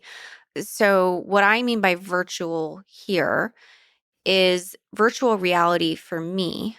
Things that appear virtual, appear abstract, are just things that are very deep in time in the structure of the things that we are. So if you think about you as a 4 billion-year-old object, the things that are part of you, like your capacity to use language or think abstractly or have mathematics, are just very, like deep temporal structures. That's why they look like they're informational and abstract, is because they're existing in this temporal part of you, but not necessarily spatial part. Just because I have a 4 billion-year-old history, why does that mean I can't hang out with aliens?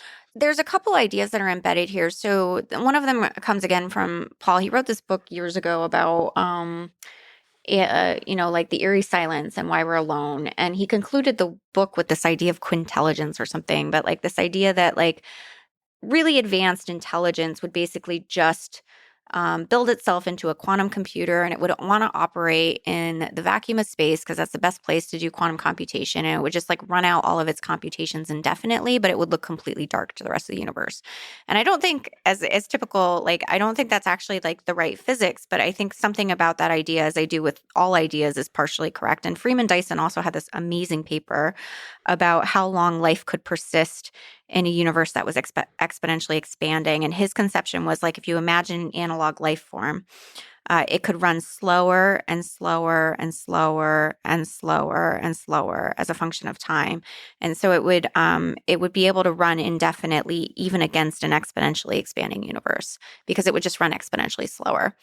And so I guess part of what I'm doing in my brain is putting those two things together along with this idea that we are building like if you imagine with our technology, we're now building virtual realities, right? Like things we actually call virtual reality, which required 4 billion years of history and a whole bunch of data to basically embed them in a computer architecture. So now you can put like an Oculus headset on and think that you're in this world, right? And what you really are embedded in is in a very deep temporal structure. And so it's huge in time, but it's very small in space. And you can go lots of places in the virtual space, right? But you're still stuck in like your physical body and like sitting in the chair. And so, part of it is it might be the case that sufficiently evolved uh, biospheres kind of virtualize themselves and they internalize their universe in their sort of temporal causal structure and they close themselves off from the rest of the universe. I just don't know if a deep temporal structure necessarily means that you're closed off. No, I don't either. So that's kind of my fear. So I'm not sure I'm agreeing with what I say. Right. I'm just saying like this is one sort of conclusion. And like in my most sort of like it's interesting because I don't do psychedelic drugs. But when people describe to me like your thing with the faces and stuff, and like I have, had a lot of deep conversations with friends that have done psychedelic drugs for intellectual reasons and otherwise. But I'm always like, oh, it sounds like you're just doing theoretical physics. Like that's what brains do on theoretical physics. So I live in these like really abstract spaces most of the time. But there's also this issue of extinction, right? Like extinction events are basically pinching off an entire like causal structure. The one of these like I'm going to call them time crystals. I don't like know what, but there's like these very large objects in time, pinching off that whole structure from the rest of it. And so it's like if you imagine that sort of same thing in the universe, I once thought that sufficiently advanced technologies would look like black holes. So it would be just completely imperceptible to us. Yeah. So there might be lots of aliens out there. Maybe that's And they the all look like explanation black for all the holes. singularities. They're all pinched off causal structures that virtualize their reality and kind of broke off from us. Black holes in every way. So like untouchable to us or unlikely to Yeah. be Yeah. detectable by us Right. with whatever sensory mechanisms we have. Yeah. But the other way I think about it is there is probably hopefully life out there. So like I do work on life detection efforts in the solar system, and I'm trying to help with the Habitable Worlds Observatory mission planning right now, and working with like the biosignatures team for that, like to think about exoplanet biosignatures. So like I have some optimism that we might find things. But there the challenge is that we don't know the likelihood for life, like which is what you were talking about. So if I get to a more grounded discussion, what I'm really interested in doing is trying to solve the origin of life so we can understand how likely life is out there. So I don't think that I think that the problem of discovering alien life and solving the origin of life are deeply coupled and are in fact are one and the same problem. And that the first contact with alien life will actually be in an origin of life experiment. But that part I'm super interested in. And then there's this other feature that I think about a lot, which is our own technological phase of development as sort of like what is this phase in the evolution of life on a planet? If you think about a biosphere emerging on a planet and evolving over billions of years and evolving into a technosphere, when a technosphere can move off planet and basically reproduce itself on another planet, now you have biospheres reproducing themselves. Basically, they have to go through technology to do that. And so there are ways of thinking about sort of the nature of intelligent life and how it spreads in that capacity that I'm also really excited about and thinking about. And all of those things for me are connected. Like we have to solve the origin of life in order for us to get off planet because we basically have to start life on another planet. And we also have to solve the origin of life in order to recognize other alien intelligence. Like all of these things are like literally the same problem. Right. Understanding the origin of life here on Earth is a way to understand ourselves and to understanding ourselves is a prerequisite for being able to detect other intelligent civilizations. I, for one, take it for what it's worth, on ayahuasca, one of the things I did is zoom out like aggressively, like a spaceship, and it would always go quickly to the galaxy, and from the galaxy to this representation of the universe. And at least for me, from that perspective, it seemed like it was full of alien life, not just alien life, but intelligent life I like that. and conscious life. So like I don't know how to convert it into words. It's more like a feeling, like you were saying, Yeah. a feeling converted to a visual to converted Yeah. to words. So I had a visual with it, but really it was a feeling that it was just full of this vibrant energy that I was feeling when I'm looking at the people in my life Yeah. and full of gratitude. But that same exact thing is everywhere in the universe. Right. So I yeah. totally agree with this. Like that visual, I really love. And I think we live in a universe that like generates life and purpose. And like it's part of the structure of just the world.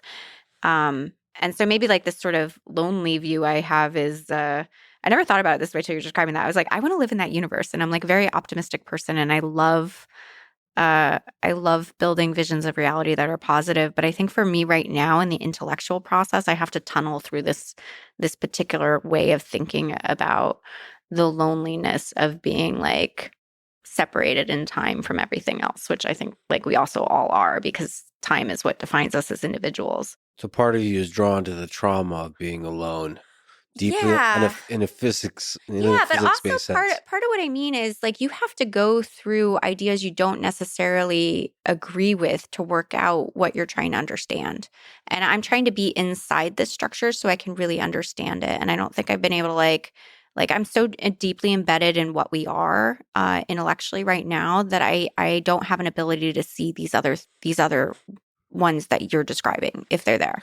Well, one of the things you kind of described that you already spoke to, you call it the great perceptual filter. Yeah. So there's the famous great filter, which is basically the idea that there's some really powerful moment in every intelligent civilization that where they destroy themselves.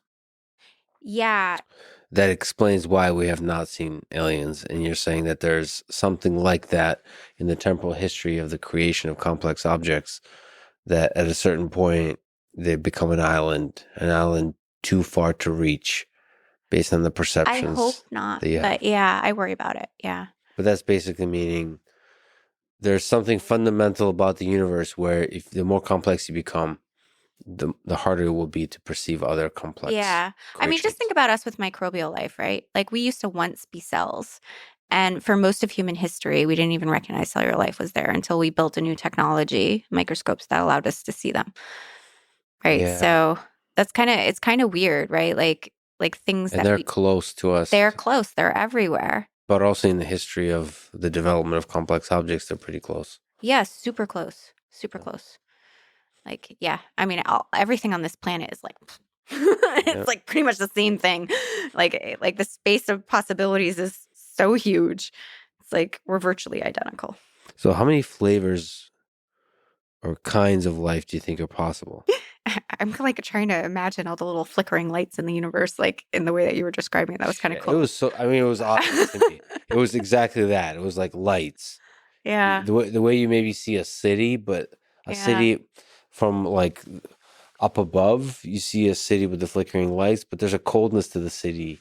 yeah. There's some, that humans are capable of good and evil, and you could see like there's a complex feeling to the city. I had no such complex feeling That's about cool. seeing the lights of all the galaxies, whatever the billions of galaxies.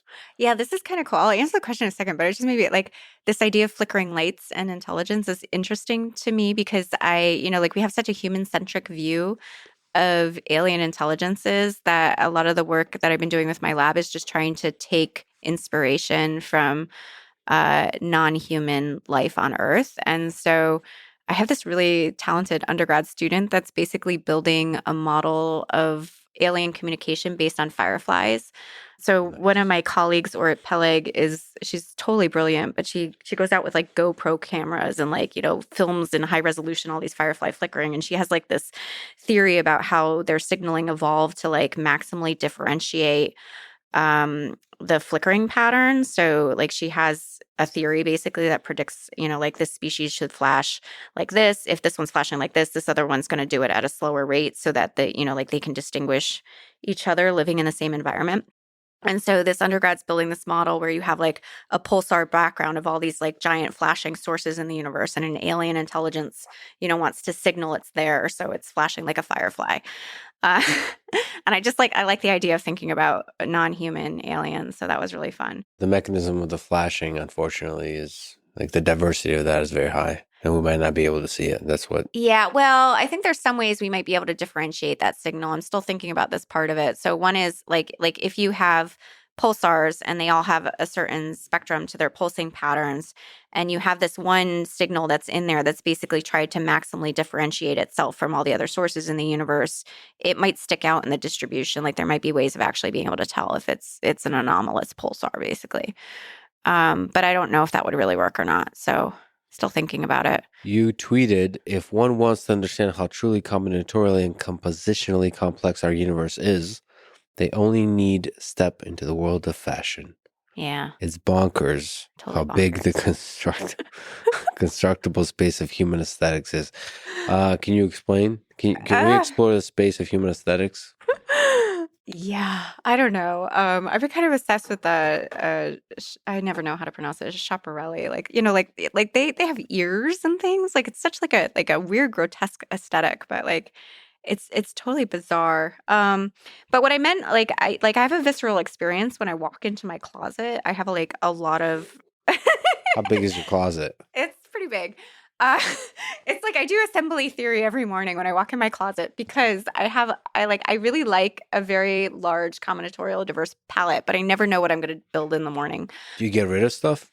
Sometimes Or do you have trouble getting rid of stuff? Like, I have trouble getting rid of some stuff. It depends on what it is. If it's vintage, it's hard to get rid of because it's kind of hard to replace. It depends on the piece. Yeah. so you have your closet is that one of those temporal time crystals that Yeah. they just It's you get like to visualize the entire it's history a of the physical manifestation of my personality. right. Why is that a good visualization of the combinatorial and compositionally complex I think it's an universe? interesting feature of our species that we get to express ourselves through what we wear. Right? Like if you think about all those animals in the jungle you saw, like they're born looking the way they look and then they're stuck Yeah. with it for life. That's true. I mean, it is one of the loudest, clearest, most consistent ways we signal to each other is Yeah. the clothing we wear. Yeah. And it's highly dynamic. I mean, you can be dynamic if you want to. Very few people are there's a certain bravery, but it's actually more about confidence. Willing to play with style and play with aesthetics. And I think it's interesting when you start experimenting with it, how it changes the fluidity of the social spaces and the way that you interact with them. But there's also commitment. Like you have to Yeah, wear that outfit all I today. know. I know. That's It's a so. big commitment. It's Do you feel like that every morning? no, I wear. That's why. You're like, this is a life commitment. So all I have is suits and black shirt and jeans. Those are I the two know. outfits. Yeah. Well, see, this is the thing though, right? It simplifies your thought process in the morning. So like I have other ways I do that. I park in the same exact parking spot when I go to work on the fourth floor of a parking garage because no one ever parks on the fourth floor. So I don't have to remember where I park my car. But I really like aesthetics and playing with them. So I'm willing to spend part of my cognitive energy every morning trying to figure out what I want to be that day. Did you deliberately think about the outfit you're wearing today? Yep. Was there backup options? Or were you going back and forth between 3 or some? 4. Hmm. But I really like Were they yellow. drastically different? Yes. Okay. It's okay. And even this one could have been really different because it's not just the sort of jacket and the shoes and and the hairstyle, it's like the jewelry and the accessories. So like any outfit is a lot of small decisions. Well, I think your current outfit is like a lot of shades of yellow. There's like a Yes. theme. Yeah. It's nice. It's really. I'm grateful that you did that. It's like Thanks. it's its own art form. Yeah, yellow's my daughter's favorite color, and I never really thought about yellow much, but she's been obsessed with yellow. She's 7 now, and I don't know, I just really love it. I guess you can pick a color and just make that the Yeah, constraint, and then yeah. just go with it and I'm understand the playing with beauty. yellow a lot lately. Like this is not even the most yellow because I have black pants on, but I have You can go I've all worn yellow. outfits that have probably 5 shades of yellow in them. Wow. What do you think beauty is? We seem to so underlying this idea of playing with aesthetics is we find certain things beautiful. Yeah. What is it that humans find beautiful? And why do we need to find things beautiful? Yeah, it's interesting. It's not I'm not I mean I am attracted to style and aesthetics because I think they're beautiful, but it's much more because I think it's fun to play with. And so I will get to the beauty thing, but I guess I want to just explain a little bit about my motivation in this space because it's really an intellectual thing for me. And Stuart Brand has this great infographic about the layers of like human society. And I think it starts with like the natural sciences and like physics at the bottom, and it goes through all these layers, and it's like economics, and then like fashion is at the top, is like the fastest moving part of human culture. And I think I really like that because it's so dynamic and so short in its temporal longevity. contrasted with like studying the laws of physics, which are like, like the deep structure of reality, that I feel like like bridging those scales tells me much more about the structure of the world that I live in. That said, there's certain kinds of fashions, like a dude in a black suit with a black tie seems to be less dynamic. Yeah. It seems to persist through time. Are you embodying this? Yeah, I think so. I think I think it I'd just like to see you wear yellow, Lex. I don't I wouldn't even know what to do with myself. I would freak out. I wouldn't know how to You act wouldn't in know the how to world. be you. Yeah. How to I be know this me is in it. amazing though, isn't it? Yeah. Amazing. Like you have the choice to do it. But one of my favorite, just on the question of beauty, one of my favorite fashion designers of all time is Alexander McQueen. And he was really phenomenal, but like his early, and actually I kind of used like what happened to him in the fashion industry as a coping mechanism with our paper when like the nature paper in the fall, when everyone was saying it was controversial and how terrible that, like, like, but controversial is good, right? But like when Alexander McQueen, first came out with his fashion lines, he was mixing horror and beauty. And people were horrified. It was so controversial. Like it was macabre. He had like, like it looked like there were blood on the models and like, That's beautiful. We're just looking at some pictures here. yeah, no, I mean, his stuff is amazing. His first like runway line, I think, was called Nihilism. I don't know. I don't know if you could find it. I mean, he was really dramatic. He carried a lot of trauma with him. There you go. That's yeah. Yeah. Wow. But he changed the fashion industry. His stuff became very popular. That's a good outfit to show up to a party. Right, It's right. dark. But this gets at the question, like, is that horrific or is it beautiful? And I think, he had a traumatic he ended up uh, committing suicide, and actually he left his death note on the Descent of Man. So he was a really deep person. So I mean, great fashion certainly has that kind of depth to it. Yeah, it sure does. So I think it's the intellectual pursuit, right? Like it's not, so this is like very highly intellectual. And I think it's a lot like how I play with language is the same way that I play with fashion or the same way that I play with ideas in theoretical physics. Like there's always this space that you can just push things just enough. So they're like, they look like something someone thinks is familiar, but they're not familiar. And yeah, and I think that's really cool. It seems like beauty doesn't have much function, right? But it seems to also have a lot of influence on the way It has we tons of collaborate function. with What do each you mean other. it doesn't have function? I guess sexual selection incorporates beauty somehow, but why? Because beauty is a sign of health or something? I don't even. Oh, evolutionarily, maybe, but then beauty becomes a signal of other things, right? So it's really not like, and then beauty becomes an adaptive trait, so it can change with different like, maybe some species would think, well, you thought the frog having babies come out of its back was beautiful, and I thought it was grotesque. Like, there's not a universal definition of what's beautiful. It is something that is dependent on your history and how you interact with the world. And I guess what I like about beauty, like any other concept, is when you turn it on its head. So, maybe the traditional conception of, why women wear makeup and they dress certain ways is because they want to look beautiful and, pleasing to people. And I just like to do it because it's a confidence thing. It's about embodying the person that I want to be and about owning that person. And then that the way that people interact with that person is very different than if I didn't have like if I wasn't using that attribute as part of, and obviously that's influenced by the society I live and like what's aesthetically pleasing things. But it's interesting to be able to turn that around and not have it necessarily be about the aesthetics, but about the power dynamics that the aesthetics create. But you're saying there's some function to beauty in that way, in the way you're describing, in the dynamic it creates in the social interaction. Well, the point is you're saying it's an adaptive trait for like sexual selection or something. And I'm saying that the adaptation that beauty confers is far richer than that. And some of the adaptation is about social hierarchy and social mobility, and just plain social dynamics. Like, why do some people dress goth? It's because they identify with a community and a culture associated with that. And they get, and that's a beautiful aesthetic. It's a different aesthetic. Some people don't like it. So it has the same richness as does language. Yes. It's the same kind of Yes, and I think too few people think about the way that the aesthetics they build for themselves in the morning and how they carry it in the world, and the way that other people interact with that, because they put clothes on and they don't think about clothes as carrying function. Let's jump from beauty to language. There's so many ways to explore the topic of language. You said that language is parts of language or language in itself, or the mechanism of language is a kind of living life form. Mm-hmm. Um, you've tweeted a lot about this in all kinds of poetic ways. Let's talk about the computation aspect of it.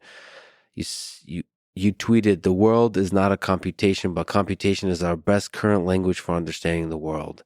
It is important we recognize this so we can start to see the structure of our future languages that will allow us to see deeper than the computation allows us."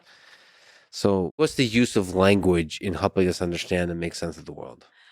I think one thing that I feel like I notice much more viscerally than I feel like I hear other people describe is that the representations in our mind and the way that we use language are not the things like, actually, I mean, this is an important point going back to what Gödel did, but also this idea of signs and symbols and all kinds of ways of separating them. There's like the word, right? And then there's like what the word means about the world.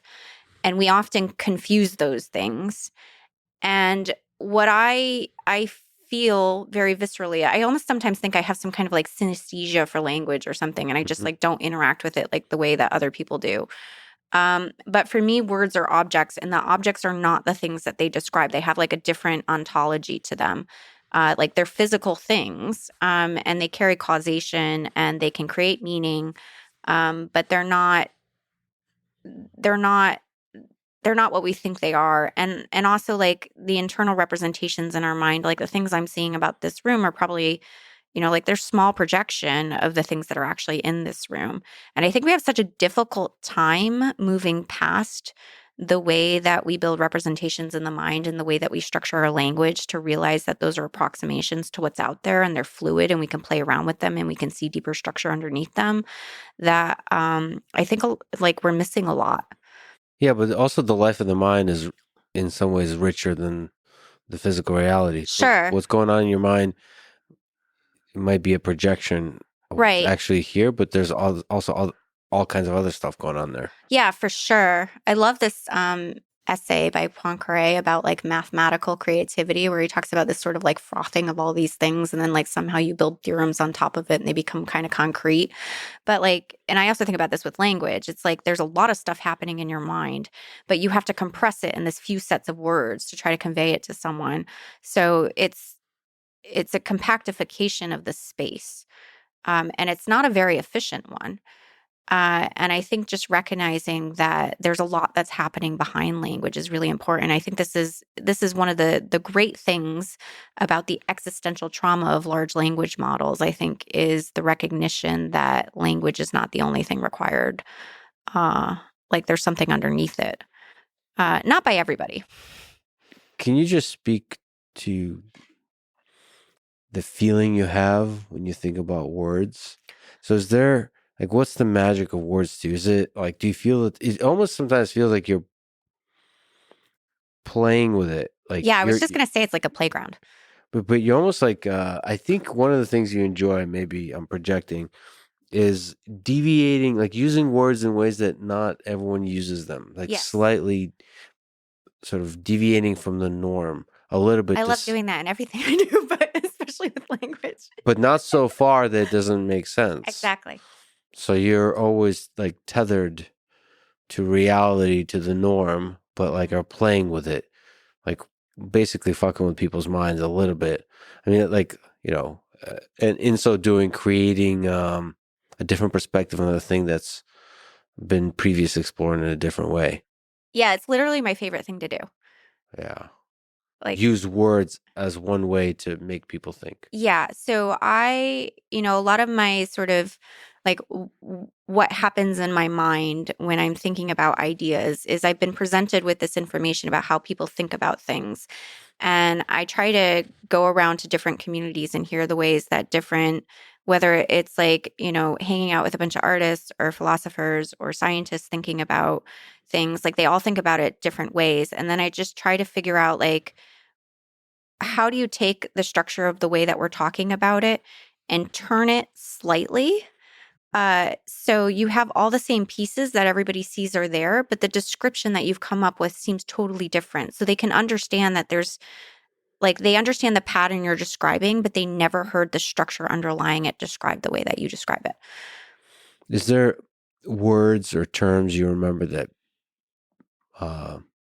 disturbed people the most? Maybe in a positive sense of disturbed? Is assembly theory, I suppose, is one.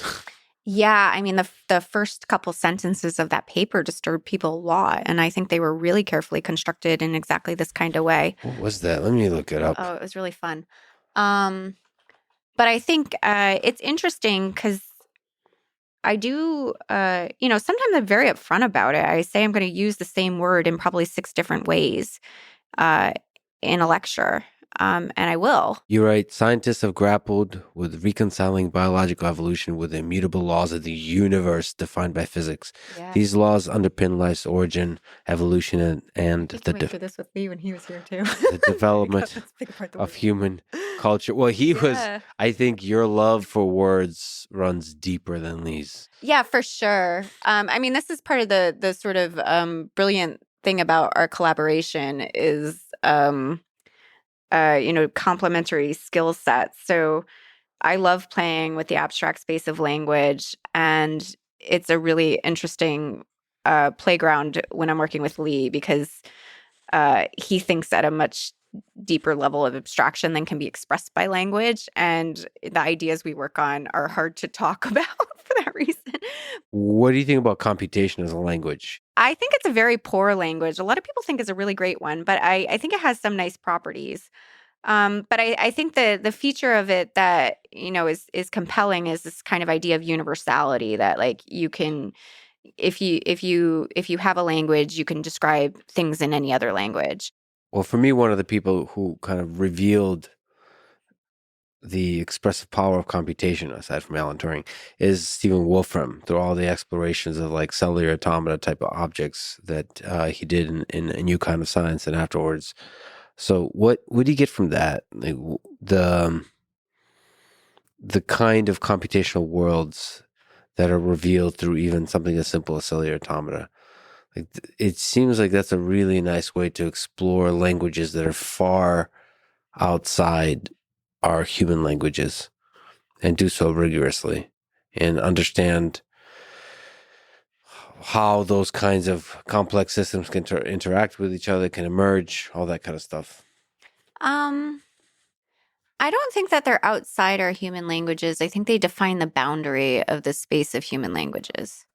They allow us to explore things within that space, which is also fantastic. But I think there is a set of ideas that takes, and Stephen Wolfram has worked on this quite a lot, and contributed very significantly to it. And I really like some of the stuff that Stephen's doing with, like, his physics project, but don't agree with a lot of the foundations of it. But I think the space is really fun that he's exploring.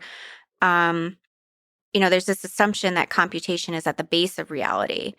And I kind of see it at the top of reality, not at the base, because I think computation was built by our biosphere. It's something that happened after many billion years of evolution, and it doesn't happen in every physical object. It only happens in some of them. And I think one of the reasons that we feel like the universe is computational is because it's so easy for us as things that have the theory of computation in our minds. And actually, in some sense, it might be related to the functioning of our minds and how we build languages to describe the world and sets of relations to describe the world.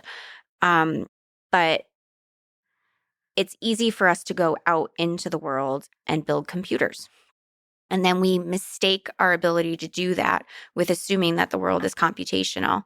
And I'll give you a really simple example. This one came from John Conway. I one time had a conversation with him, which was really delightful. He was really fun. But he was pointing out that if you string lights in a barn. You can program them to have your favorite one-dimensional CA, and you might even be able to make them, be capable of universal computation. Is universal computation a feature of the string lights? Well, no. No, it's probably not. It's a feature of the fact that you, as a programmer, had a theory that you could embed in the physical architecture of the string lights. Now, what happens, though, is we get confused by this kind of distinction between us as agents in the world that actually can transfer things that life does onto other physical substrates with what the world is. And so, for example, you'll see people, studying the mathematics of chemical reaction networks and saying, well, chemistry is Turing universal, or studying the laws of physics and saying the laws of physics are Turing universal. But anytime that you want to do that, you always have to prepare an initial state. You have to, you have to constrain the rule space, and then you have to actually be able to demonstrate the properties of computation. And all of that requires an agent or a designer to be able to do that. But it gives you an intuition. If you look at a 1D or 2D cellular automata, it gives you, it allows you to build an intuition of how you can have complexity emerge from very simple beginnings, very simple initial conditions. I think that's the intuition that people have derived from it. The intuition I get from cellular automata is that the flat space of an initial condition in a fixed dynamical law is not rich enough to describe an open-ended generation process. And so the way I see cellular automata is they're embedded slices in a much larger causal structure. And if you want to look at a deterministic slice of that causal structure, you might be able to extract a set of consistent rules that you might call a cellular automata, but you can embed them in this much larger space that's not dynamical and is about the causal structure and relations between all of those computations. And that would be the space cellular automata live in. And I think that's the space that Stephen is talking about when he talks about his Reuliad and these hypergraphs of all these possible computations. But I wouldn't take that as my base reality, because I think, again, computation itself, this abstract property computation, is not at the base of reality. So can we just linger on that Reuliad? One Reuliad to rule them all. Yeah. So this is part of Wolfram Physics Project. It's what he calls the entangled limit of everything that is computationally possible. So what's your problem with the Reuliad? Well, it's interesting. So Stephen came to a workshop we had in the Beyond Center in the fall, and the workshop theme was mathematics. Is it evolved or eternal? And he gave a talk about the Reuliad, and he was talking about how, a lot of the things that we talk about in the Beyond Center, like, does reality have a bottom? If it has a bottom, what is it? What's I need to go. We'll have you to one sometime. Oh, this is great. But does reality have a bottom? Yeah. So we had one that was, it was called Infinite Turtles or Ground Truth. And it was really just about this issue. But the thing that was interesting, I think Stephen was trying to make the argument that, fundamental particles aren't fundamental. Gravitation is not fundamental. These are just turtles. And computation is fundamental. And I remember pointing out to him, I was like, well, computation is your turtle. And I think it's a weird turtle to have. First of all, isn't it okay to have a turtle? It's totally fine to have a turtle. Everyone has a turtle. Mm-hmm. You can't build a theory without a turtle. Yeah. It's just, so it depends on the problem you want to describe. And the reason I can't get behind Stephen's ontology is I don't know what question he's trying to answer. And without a question to answer, I don't understand why you're building a theory of reality. And the question you're trying to answer is what life is. What life is, which simpler way of phrasing that is, how did life originate? Well, I started working on the origin of life. And I think what my challenge was there was no one knew what life was. And so you can't really talk about the origination of something if you don't know what it is. And so the way I would approach it is, if you want to understand what life is, then proving that physics is solving the origin of life.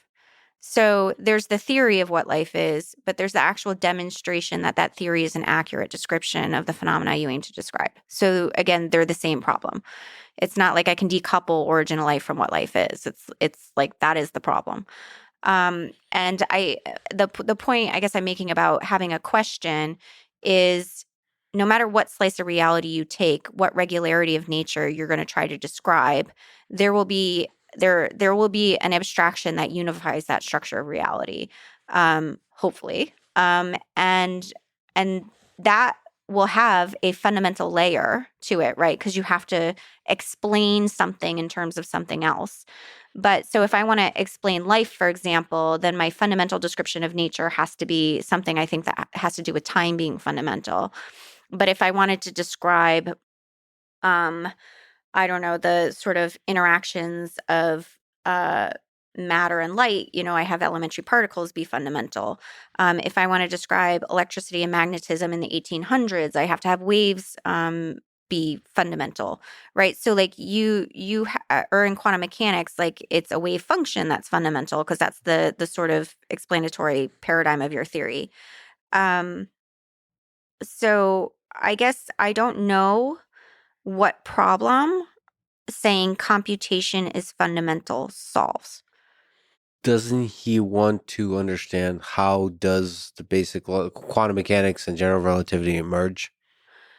Yeah, but And how that's does time? right. So I But think then that doesn't really answer an important no, question for us. well, I think that the issue is general relativity and quantum mechanics are expressed in mathematical languages. Mm-hmm. And then computation is a mathematical language. So you're basically saying that maybe there's a more universal mathematical language for describing theories of physics that we already know. Mm-hmm. That's an important question. And I do think that's what Stephen's trying to do and do well. But it's then the question becomes, does that formulation of a more universal language for describing the laws of physics that we know now tell us anything new about the nature of reality? Or is it a language? And to you, languages are fundamental. It can't be fundamental. The language itself is never the fundamental thing. It's whatever it's describing. So one of the possible titles you were thinking about originally for the book is The Hard Problem of Life, sort of reminiscent of the hard problem of consciousness. So you're saying that assembly theory is supposed to be answering the question about what is life. So let's go to the other hard problems. You also say that's the easiest of the hard problems is the hard problem of life. Mm-hmm. So what do you think is the nature of intelligence and consciousness? Do you think something like assembly theory can help us understand that? I think if assembly theory is an accurate depiction of the physics of life, it should shed a lot of light on those problems. And in fact, I sometimes wonder if the problems of consciousness and intelligence are at all different than the problem of life generally.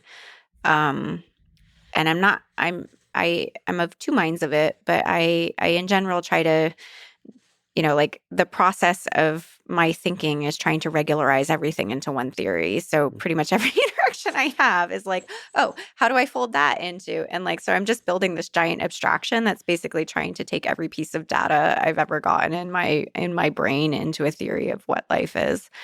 And consciousness and intelligence are obviously some of the most interesting things that life has manifest. And so I think they're very telling about some of the deeper features about the nature of life. It does seem like they're all flavors of the same thing, but it's interesting to wonder, like, at which stage does something that we would recognize as life in a sort of canonical, silly human way, and something that we would recognize as intelligence, at which stage does that emerge? Like, at which assembly index does that emerge, and at which assembly index is a consciousness? Something that we would canonically recognize as consciousness. Is this this use of flavors the same as you meant when you were talking about flavors of alien like alien life? Yeah, sure. Yeah. I mean, it's the same as the flavors of ice cream and the flavors of fashion. Yeah, but we were talking about in terms of colors and very nondescript, but the way that you just talked about flavors now was more in the space of consciousness and intelligence. It was kind of much more specific. It'd be nice if there was a formal way of expressing quantifying flavors. quantifying flavors. Yeah. It seems like I would order it life, consciousness, intelligence probably as the order in which things emerge, and they're all just the same. They're the same thing. We're using the word life differently here. I mean, life sort of, when I'm talking about what is a living versus a non-living thing at a bar with a person. I'm already like 4 or 5 drinks in, that kind of thing. Just that. Like we're not being too philosophical. Like here's the thing that moves and here's the thing that doesn't move. And but maybe consciousness precedes that. It's a weird dance there. With like, is life Yeah. precede consciousness or consciousness precede life? And I think that understanding of what life is in the way you're doing will help us disentangle that. Depending on what you want to explain, as I was saying before, you have to assume something's fundamental. And so, because people can't explain consciousness, there's a temptation for some people to want to take consciousness as fundamental and assume everything else is derived out of that. And then you get some people that want to assume consciousness preceded life. And I don't find either of those views particularly illuminating. I think because I don't want to assume a phenomenology before I explain a thing. And so what I've tried really hard to do is not assume that I think life is anything, except hold on to sort of the patterns and structures that seem to be the sort of consistent ways that we talk about this thing, and then try to build a physics that describes that. And I think that's a really different approach than saying, consciousness is this thing, we all feel and experience about things. um, I would want to understand the regularities associated with that and build a deeper structure underneath that and build into it. I wouldn't want to assume that thing and that I understand that thing, which is usually how I see people talk about it. The difference between life and consciousness, Yeah. which comes first. Yeah. So I think if you're thinking about this sort of thinking about living things as these giant causal structures or these objects that are deep in time or whatever language we end up using to describe it, um, it seems to me that consciousness is about the fact that we have a conscious experience is because we are these temporally extended objects. So consciousness and the abstraction that we have in our minds is actually a manifestation of all the time that's rolled up in us. And it's just because we're so huge that we have this very large inner space that we're experiencing that's not, and it's also separated off from the rest of the world because we're this separate thread in time. And so our consciousness is not exactly shared with anything else because nothing else occupies the same part of time that we occupy. But I can understand something about you maybe being conscious because you and I didn't separate that far in the past, in terms of our causal histories. So, in some sense, we can even share experiences with each other through language because of that sort of overlap in our structure. Well, then if consciousness is merely temporal separateness, then that comes before life. It's not merely temporal separateness, it's about the depth in that time. So it's Yes. the reason that my conscious experience is not the same as yours is because we're separated in time. The Yeah. fact that I have a conscious experience is because I'm an object that's super deep in time. So I'm huge Yeah. in time. And that means that there's a lot there that I am basically, in some sense, a universe onto myself because my structure is so large relative to the amount of space that I occupy. But it feels like that's possible to do before you get anything like bacteria.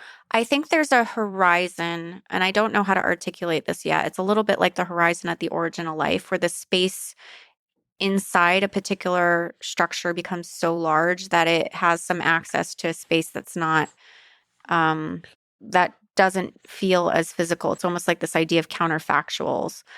Um, So I think like the past history of your horizon is just much larger than can be encompassed in like a small configuration of matter. So you can like pull this stuff into existence. This property is maybe a continuous property, but there's something really different about um, human level physical systems and human level ability to understand reality. I really love David Deutsch's conception of universal explainers and that's related to the theory of universal computation. Um, and I think there's some transition that happens there. Um, but maybe to describe that a little bit better, what I can also say is like what intelligence is in this framework. So you have these objects that are large in time. They were selected to exist by constraining the possible space of objects to this particular, like all of the matter is funneled into this particular configuration of object over time. And so these objects arise through selection. But the more selection that you have embedded in you, the more possible selection you have on your future. And um, so selection and evolution, we usually think about in the past sense, where selection happened in the past. But objects that are high density configurations of matter that have a lot of selection in them are also selecting agents in the universe. So they actually embody the physics of selection and they can select on possible futures. And I guess what I'm saying with respect to consciousness and the experience we have is that there's something very deep about that structure and the nature of how we exist in that structure that has to do with how we're navigating that space and how we generate that space and how we continue to persist in that space. Is there shortcuts we can take to artificially engineering living organisms, artificial life, artificial consciousness, artificial intelligence? So maybe just looking pragmatically at the LLMs we have now, do you think those can exhibit qualities of life, qualities of consciousness, qualities of intelligence in the way we think of intelligence? I mean, I think they already do, but not in the way I hear popularly discussed. So they're obviously signatures of intelligence and a part of a ecosystem of intelligent systems. But I don't know that individually, I would assign all the properties to them that people have. It's a little like, we talked about the history of eyes before and like how eyes scaled up into technological forms. And language has also had a really interesting history and got much more interesting, I think, once we started writing it down. And then, in inventing books and things. But like, every time that we started storing language in a new way, where we're kind of existentially traumatized by it. So, like, the idea of written language was traumatic because it seemed like the dead were speaking to us, even though they were deceased. And books were traumatic because, like suddenly there were lots of copies of this information available to everyone, and it was going to somehow dilute it. And large language models are kind of interesting because they don't feel as static. They're very dynamic. But if you think about language in the way I was describing before, as language is this very large in time structure. And before it had been something that was distributed over human brains as a dynamic structure. And occasionally we store components of that very large dynamic structure in books or in written language. Now we can actually store the dynamics of that structure in a physical artifact, which is a large language model. Mm-hmm. And so I think about it almost like the evolution of genomes in some sense, where, there might have been like really primitive genes in the first living things and they didn't store a lot of information or they were like really messy. And then by the time you get to the eukaryotic cell, you have this really dynamic genetic architecture that's read writable, right? And has all of these different properties. And I think large language models are kind of like the genetic system for language, in some sense, where it's allowing and a sort of archiving that's highly dynamic. And I think it's very paradoxical to us because obviously in human history, we haven't been used to conversing with anything that's not human. But now we can converse basically with a crystallization of human language in a computer.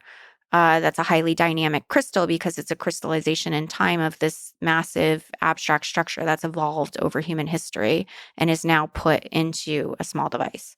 I think crystallization kind of implies that a limit on its capabilities. I think there's not, I mean it very purposefully because a particular instantiation of a language model trained on a particular data set becomes a crystal of the language at that time it was trained. But obviously we're iterating with the technology and evolving it. I guess the question is, when you crystallize it, when you compress it, when you archive it, you're archiving some slice of the collective intelligence of the human species. That's right. And the question is, like, how powerful is that? Right. It's a societal level technology, right? We've actually put collective intelligence in a box. Yeah. I mean, how much smarter is the collective intelligence of humans versus a single human? And that's the question of AGI versus human level intelligence. superhuman level intelligence versus human level intelligence. Like, how much smarter can this thing, when done well, when we solve a lot of the complexity, computation complexities, maybe there's some data complexities, and how to really archive this thing, crystallize this thing really well. Yeah. How powerful is this thing going to be? Like, what's your I sense? I think I actually I don't like the sort of language we use around that. And I think the language really matters. So I don't know how to talk about how much smarter one human is than another, right? Like usually we talk about abilities or particular talents someone has. Um, and, going back to, David Deutsch's idea of universal explainers, adopting the view that, uh, we're the first, kinds of structures our biosphere has built that can understand the rest of reality. We have this universal comprehension capability. Um, he makes an argument that basically we're the first things that actually are capable of understanding anything. It doesn't matter. It doesn't mean an individual understands everything, but like we have that capability. And so there's not a difference between that and what people talk about with AGI. In some sense, AGI is a universal explainer. But, like it might be that a computer is much more efficient at doing, I don't know, prime factorization or something than a human is. But it doesn't mean that it's necessarily smarter or has a broader reach of the kind of things that can understand than a human does. And so I think we really have to think about, is it a level shift? Or is it we're enhancing certain kinds of capabilities humans have in the same way that we can enhanced eyesight by making telescopes and microscopes? Are we enhancing capabilities we have into technologies and the entire global ecosystem is getting more intelligent? Or is it really that we're building some super machine in a box that's going to be smart and kill everybody? Like that sounds like a science, like it's not even a science fiction narrative. It's a bad science fiction narrative. I just don't think it's actually accurate to any of the technologies we're building or the way that we should be describing them. It's not even how we should be describing ourselves. So the benevolent story is, there's a benevolent system that's able to transform our economy, our way of life, by just 10xing the GDP of Well, these are countries and all that human kind of. questions, right? I don't think they're necessarily questions that we're going to like outsource to an artificial intelligence. I think what is happening and will continue to happen is there's a coevolution between humans and technology that's happening. And we're coexisting in this ecosystem right now, and we're maintaining a lot of the balance. And for the balance to shift to the technology would require some very bad human actors, which is a real risk, or some sort of I don't know, some sort of dynamic that favors, like I just don't know how that plays out without human agency actually trying to put it in that direction. It could also be how rapid the rate The of the rapid rate is scary. So like I think the things that are, terrifying are the ideas of deep fakes or like all the kinds of issues that become legal issues about artificial intelligence technologies, and using them to control weapons or using them for, like child pornography or, faking out that someone's, loved one was kidnapped or killed and it, and like there's all kinds of things that are super scary in this landscape and all kinds of new legislation needs to be built and all kinds of, guardrails on the technology to make sure that people don't abuse it need to be built. And that needs to happen. And I think one function of sort of the artificial intelligence doomsday sort of part of our culture right now is it's sort of our immune response to knowing that's coming. And we're over scaring ourselves, so we try to act more quickly, which is good. But I just, it's about the words that we use versus the actual things happening behind the words. I think one thing that's good is when people are talking about things different ways, it makes us think about them. And also when things are existentially threatening, we want to pay attention to those. But the ways that they're existentially threatening and the ways that we're experiencing existential trauma, I don't think that we're really going to understand for another century or two, if ever. And I certainly think they're not the way that we're describing them now. Well, creating existential trauma is one of the things that makes life fun, I guess. Yeah, it's just what we do to ourselves.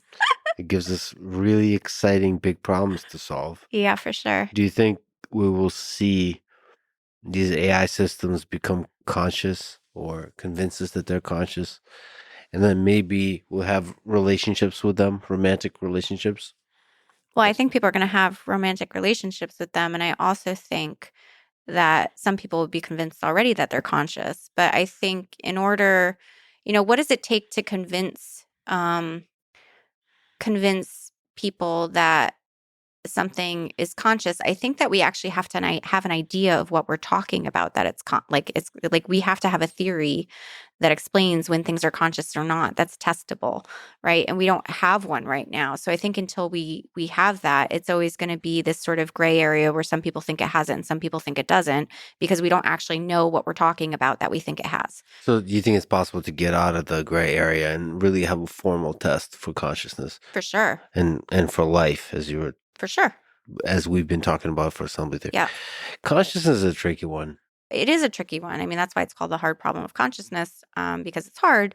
And, it might even be outside of the purview of science, which means that we can't understand it in a scientific way. There might be other ways of coming to understand it, but those may not be the ones that we necessarily want for technological utility, or for developing laws with respect to, because the laws are the things that are going to govern the technology. Well, I think that's actually where the hard problem of consciousness, a different hard problem of Yeah. consciousness, is that I fear that humans will resist.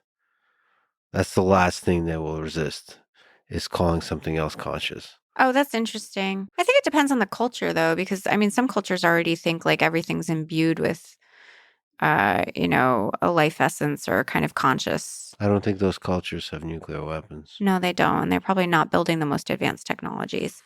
The cultures that are primed for destroying the Mm-hmm. other, uh, constructing a very effective propaganda machines of what the other is, the group to hate, are the cultures that I worry Yeah, I know. would would be very resistant to label something, And so, to sort of acknowledge the consciousness laden in a thing that was created by us humans. what do you think the risks are there, that the conscious things will get angry with us and fight back? No, that we would torture and kill conscious beings. Oh, yeah.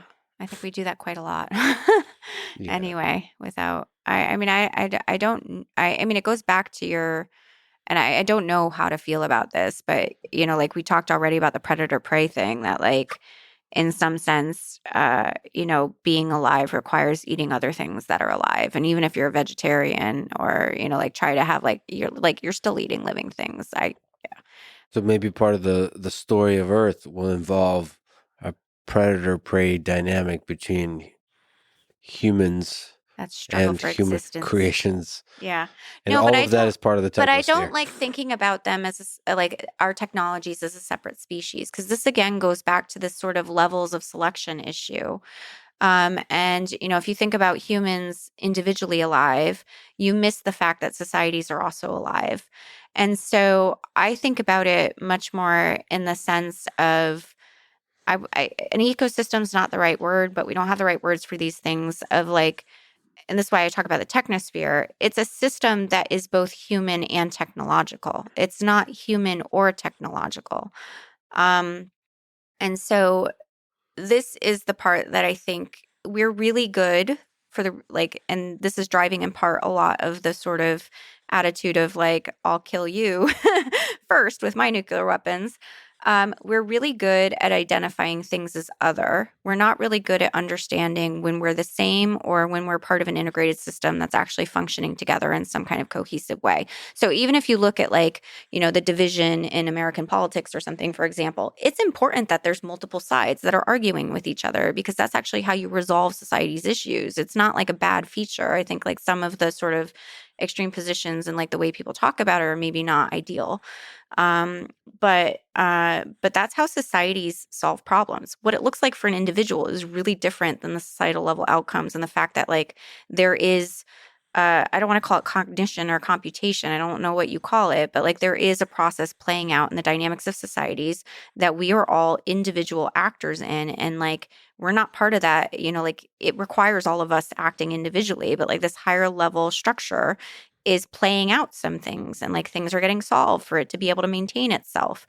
And that's the level that our technologies live at. They don't live at our level. They live at the societal level, and they're deeply integrated with the social organism, if you want to call it that. And so I really get upset when people talk about the species of artificial intelligence. I'm like, you mean we live in an ecosystem of all these kind of intelligent things and these animating technologies that were in some sense helping to come alive. We are generating them, but it's not like the biosphere eliminated all of its past history when it invented a new species. All of these things get scaffolded, and we're also augmenting ourselves at the same time that we're building technologies. I don't think we can anticipate what that system's going to look like. So in some fundamental way, you always want to be thinking about the planet as one organism. The planet is one living thing.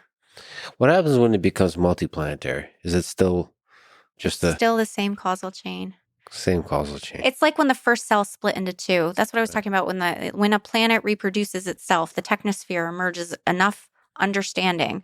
It's like this recursive, like the entire history of life is just recursion, right? So you have an original life event. It evolves for 4 billion years, at least on our planet. It evolves a technosphere. The technologies themselves start to become having this property we call life, which is the phase we're undergoing now. It solves the origin of itself, and then it figures out how that process all works, understands how to make more life, and then can copy itself onto another planet so the whole structure can reproduce itself. And so the origin of life is happening again right now on this planet in the technosphere with the way that our planet is undergoing another transition, just like at the origin of life when geochemistry transitioned to biology, which is the global, for me, it was a planetary scale transition. It was a multi-scale thing that happened from the scale of chemistry all the way to planetary cycles. It's happening now, all the way from individual humans to the internet, which is a global technology, and all the other things. Like there's this multi-scale process that's happening and transitioning us globally. And it is really like, it's a dramatic transition. It's happening really fast. And we're living in it. You think this technosphere that we created, this increasingly complex technosphere, will spread to other planets? I hope so. I think so. Do you think we'll become a type 2 Kardashev civilization? I don't really like the Kardashev scale. And it goes back to like, I don't like a lot of the narratives about life because they're very like, survival of the fittest, energy consuming, this, that, and the other thing. It's very like, I don't know, sort of old world, like conqueror mentality. What's the alternative to that exactly? I mean, I think it does require life to use new energy sources in order to expand the way it is. So that part's accurate. But I think this sort of process of life being the mechanism that the universe creatively expresses itself, generates novelty, explores the space of the possible, is really the thing that's most deeply intrinsic to life. And so, these sort of energy consuming scales of technology, I think, is missing the sort of actual feature that's most prominent about any alien life that we might find, which is that it's literally our universe, our reality, trying to creatively express itself and trying to find out what can exist and trying to make it exist. See, but past a certain level of complexity, unfortunately, maybe you can correct me, but all complex life on Earth is built on a foundation of that predator-prey dynamic. Yes. And so, I don't know if we can escape that. I don't know. No, we can't. But this is why I'm okay with having a finite lifetime. And one of the reasons I'm okay with that, actually, goes back to this issue of the fact that we're resource bound. We live in we have a finite amount of material, whatever way you want to define material. I think, like for me, material is time, material is information. But we have a finite amount of material. If time is a generating mechanism, it's always going to be finite because the universe is, it's a resource that's getting generated, but it has a size. Which means that all the things that could exist don't exist. And in fact, most of them never will. So death is a way to make room in the universe for other things to exist that wouldn't be able to exist otherwise.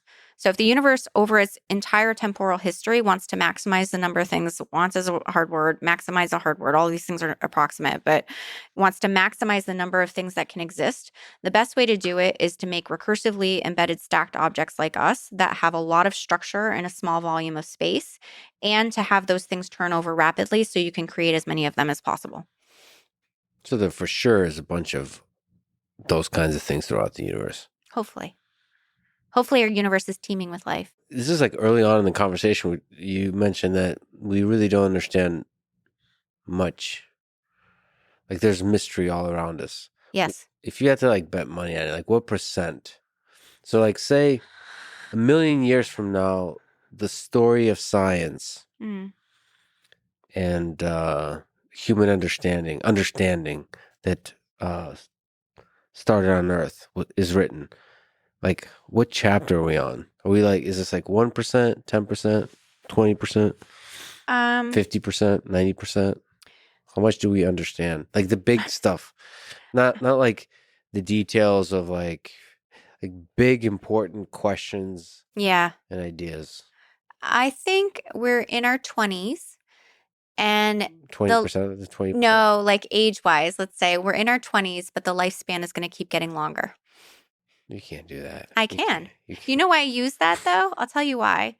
Why my brain went there is because, anybody that gets an education in physics, has this sort of trope about how all the great physicists did their best work in their 20s. And then you don't do any good work after that. And I always thought it was kind of funny because for me, physics is not complete. It's not nearly complete, but most physicists think that we understand most of the structure of reality. And so I think I put this in the book somewhere, but like this idea to me that societies would discover everything while they're young is very consistent with the way we talk about physics right now. But I don't think that's actually the way that things are going to go. And you're finding that people that are making major discoveries are getting older in some sense than they were, and our lifespan is also increasing. So I think there is something about age and your ability to learn and how much of the world you can see that's really important over a human lifespan, but also over the lifespan of societies. And so I don't know how big the frontier is. I don't actually think it has a limit. I don't believe in infinity as a physical thing, but I think as a receding horizon, I think because the universe is getting bigger, you can never know all of it. Well, I think it's about 1.7%. 1.7. Where does that come from? It's a finite. I don't know. I just made it up. But it's like that number had to come from somewhere. Certainly, I think 7 is the thing that people usually pick. 7%. So I wanted to say 1%, but I thought it would be funnier. Yeah, to add a point, so humor, inject a little humor in there. So the 7 is for the humor. 1 is for how much mystery I think there is out there. 99% mystery, 1% known. In terms of like really big important questions. Yeah. It's like the list. Say there's going to be like 200 chapters. Like the stuff that's going to remain true. But you think the book has a finite size. Yeah, yeah. And I don't. I mean, not that I believe in infinities, but I think the size of the book is growing. Well, the fact that the size of the book is growing is one of the chapters in the book. Oh, there you go. Oh, we're being recursive. I think you can't have an ever growing book. Yes, you can. I don't even. Because then, well, you couldn't have been asking this at the origin of life, right? Because obviously, like you wouldn't have existed at the origin of life. Right. But like the question of intelligence and artificial general, like those questions did not exist then. Mm-hmm. And they in part existed because the universe invented a space for those questions to exist through evolution. Yep.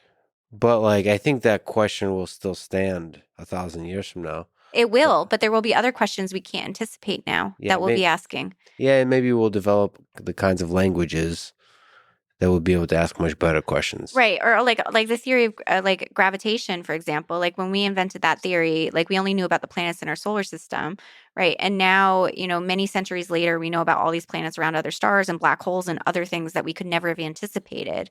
So, and then we can ask questions about them.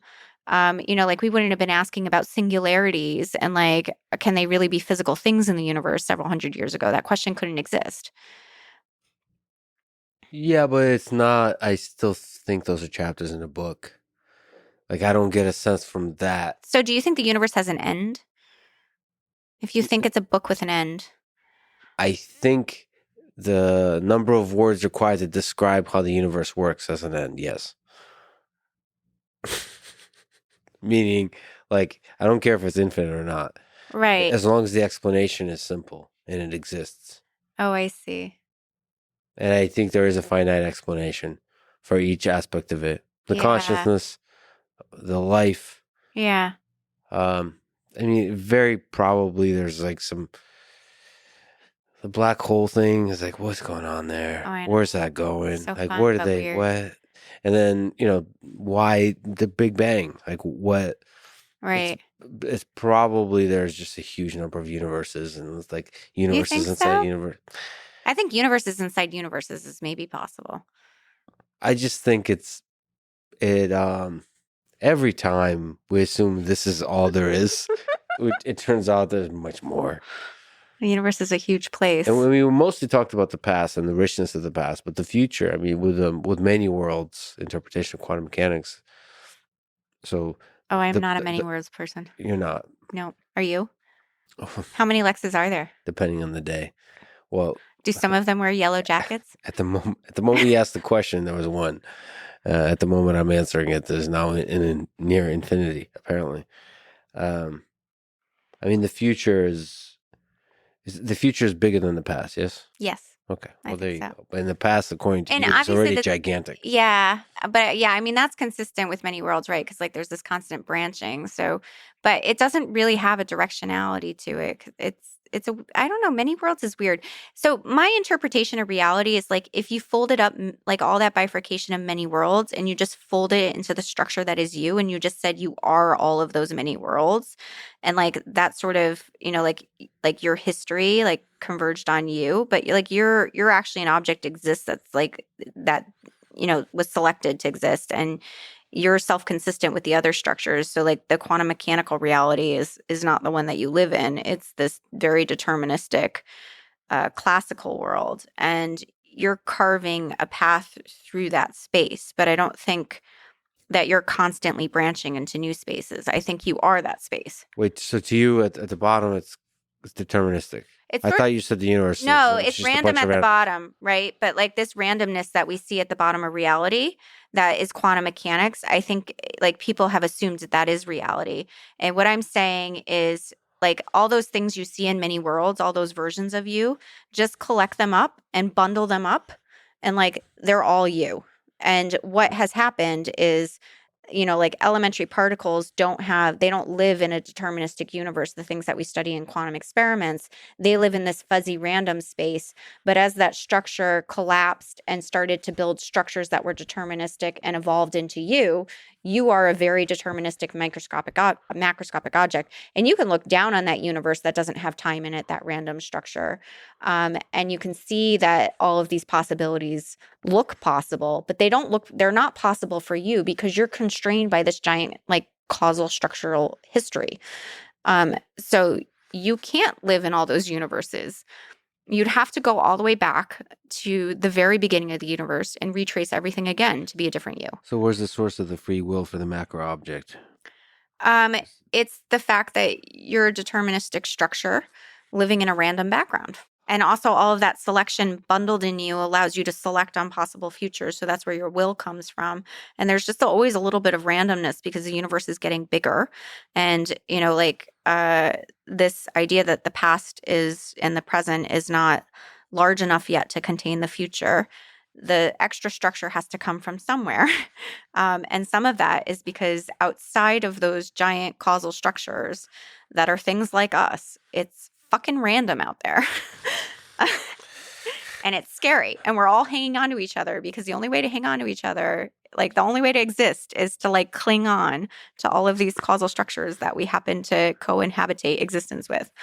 and try to keep reinforcing each other's existence. All the selection bundled Hold up in. in us, but free will's totally consistent with that. I don't know what I think about that. That's complicated to imagine. Just That's, that little bit of randomness is enough.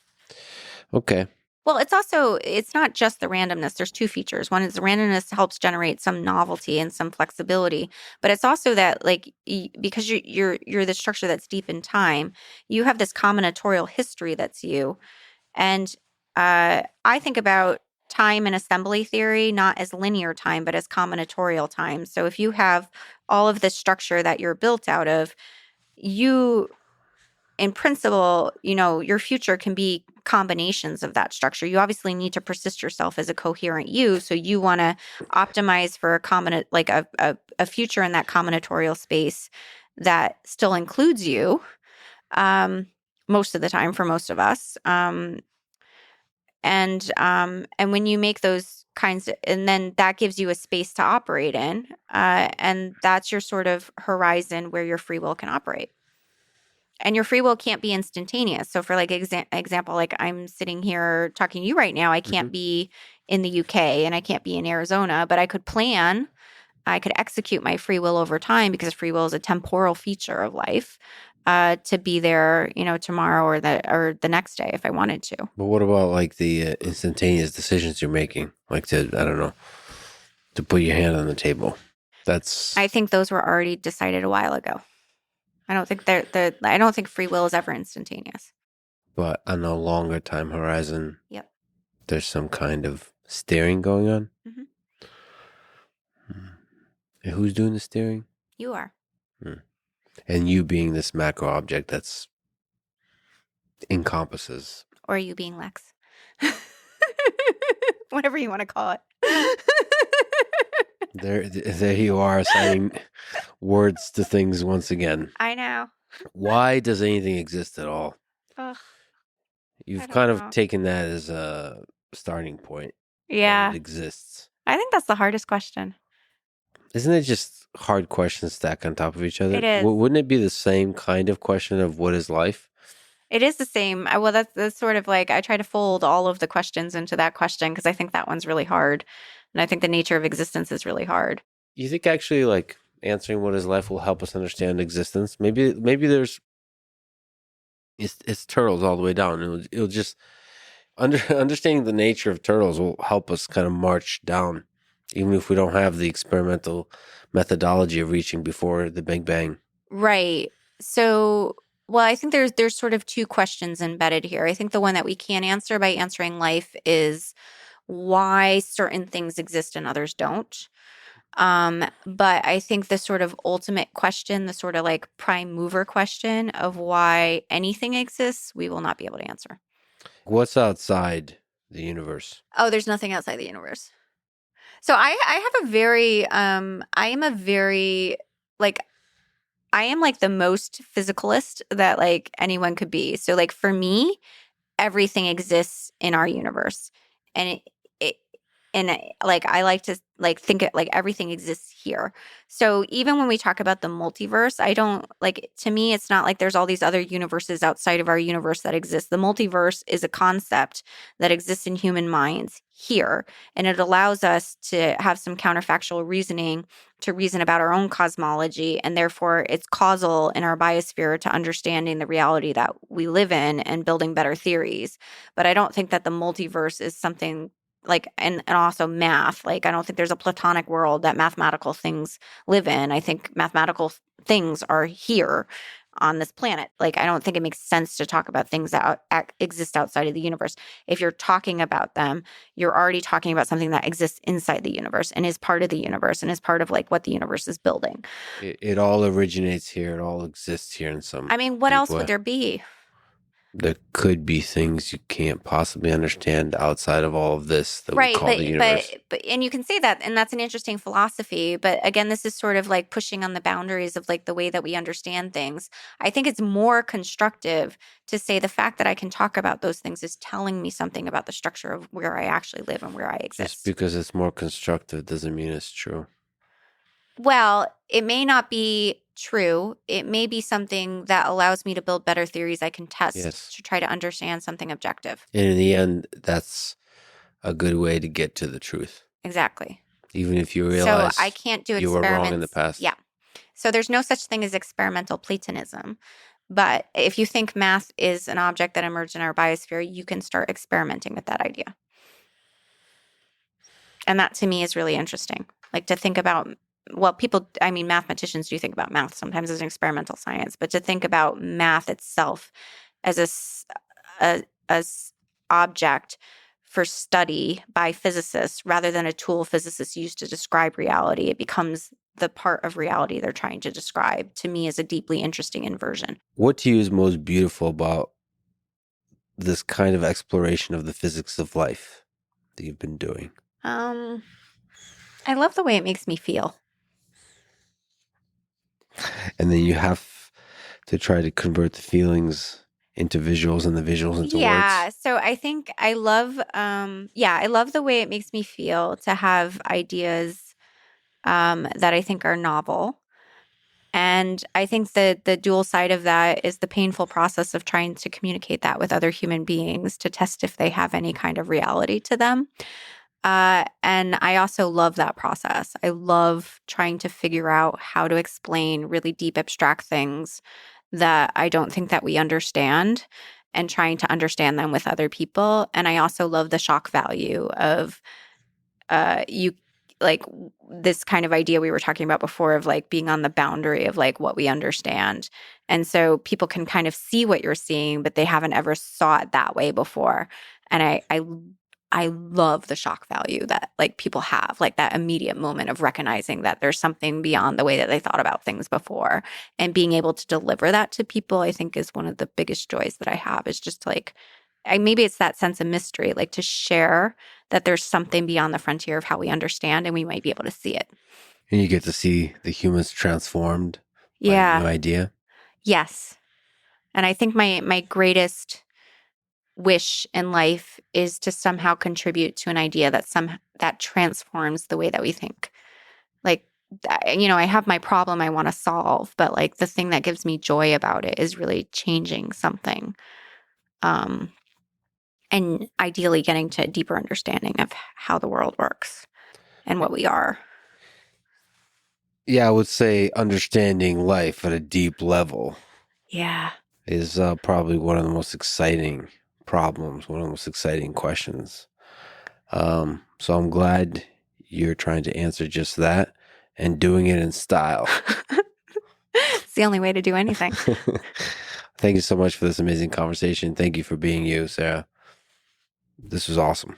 Thanks, Lex. Thanks for listening to this conversation with Sarah Walker. To support this podcast, please check out our sponsors in the description. And now, let me leave you with some words from Charles Darwin. In the long history of humankind, and animal kind too, those who learn to collaborate and improvise most effectively have prevailed. Thank you for listening, and hope to see you next time.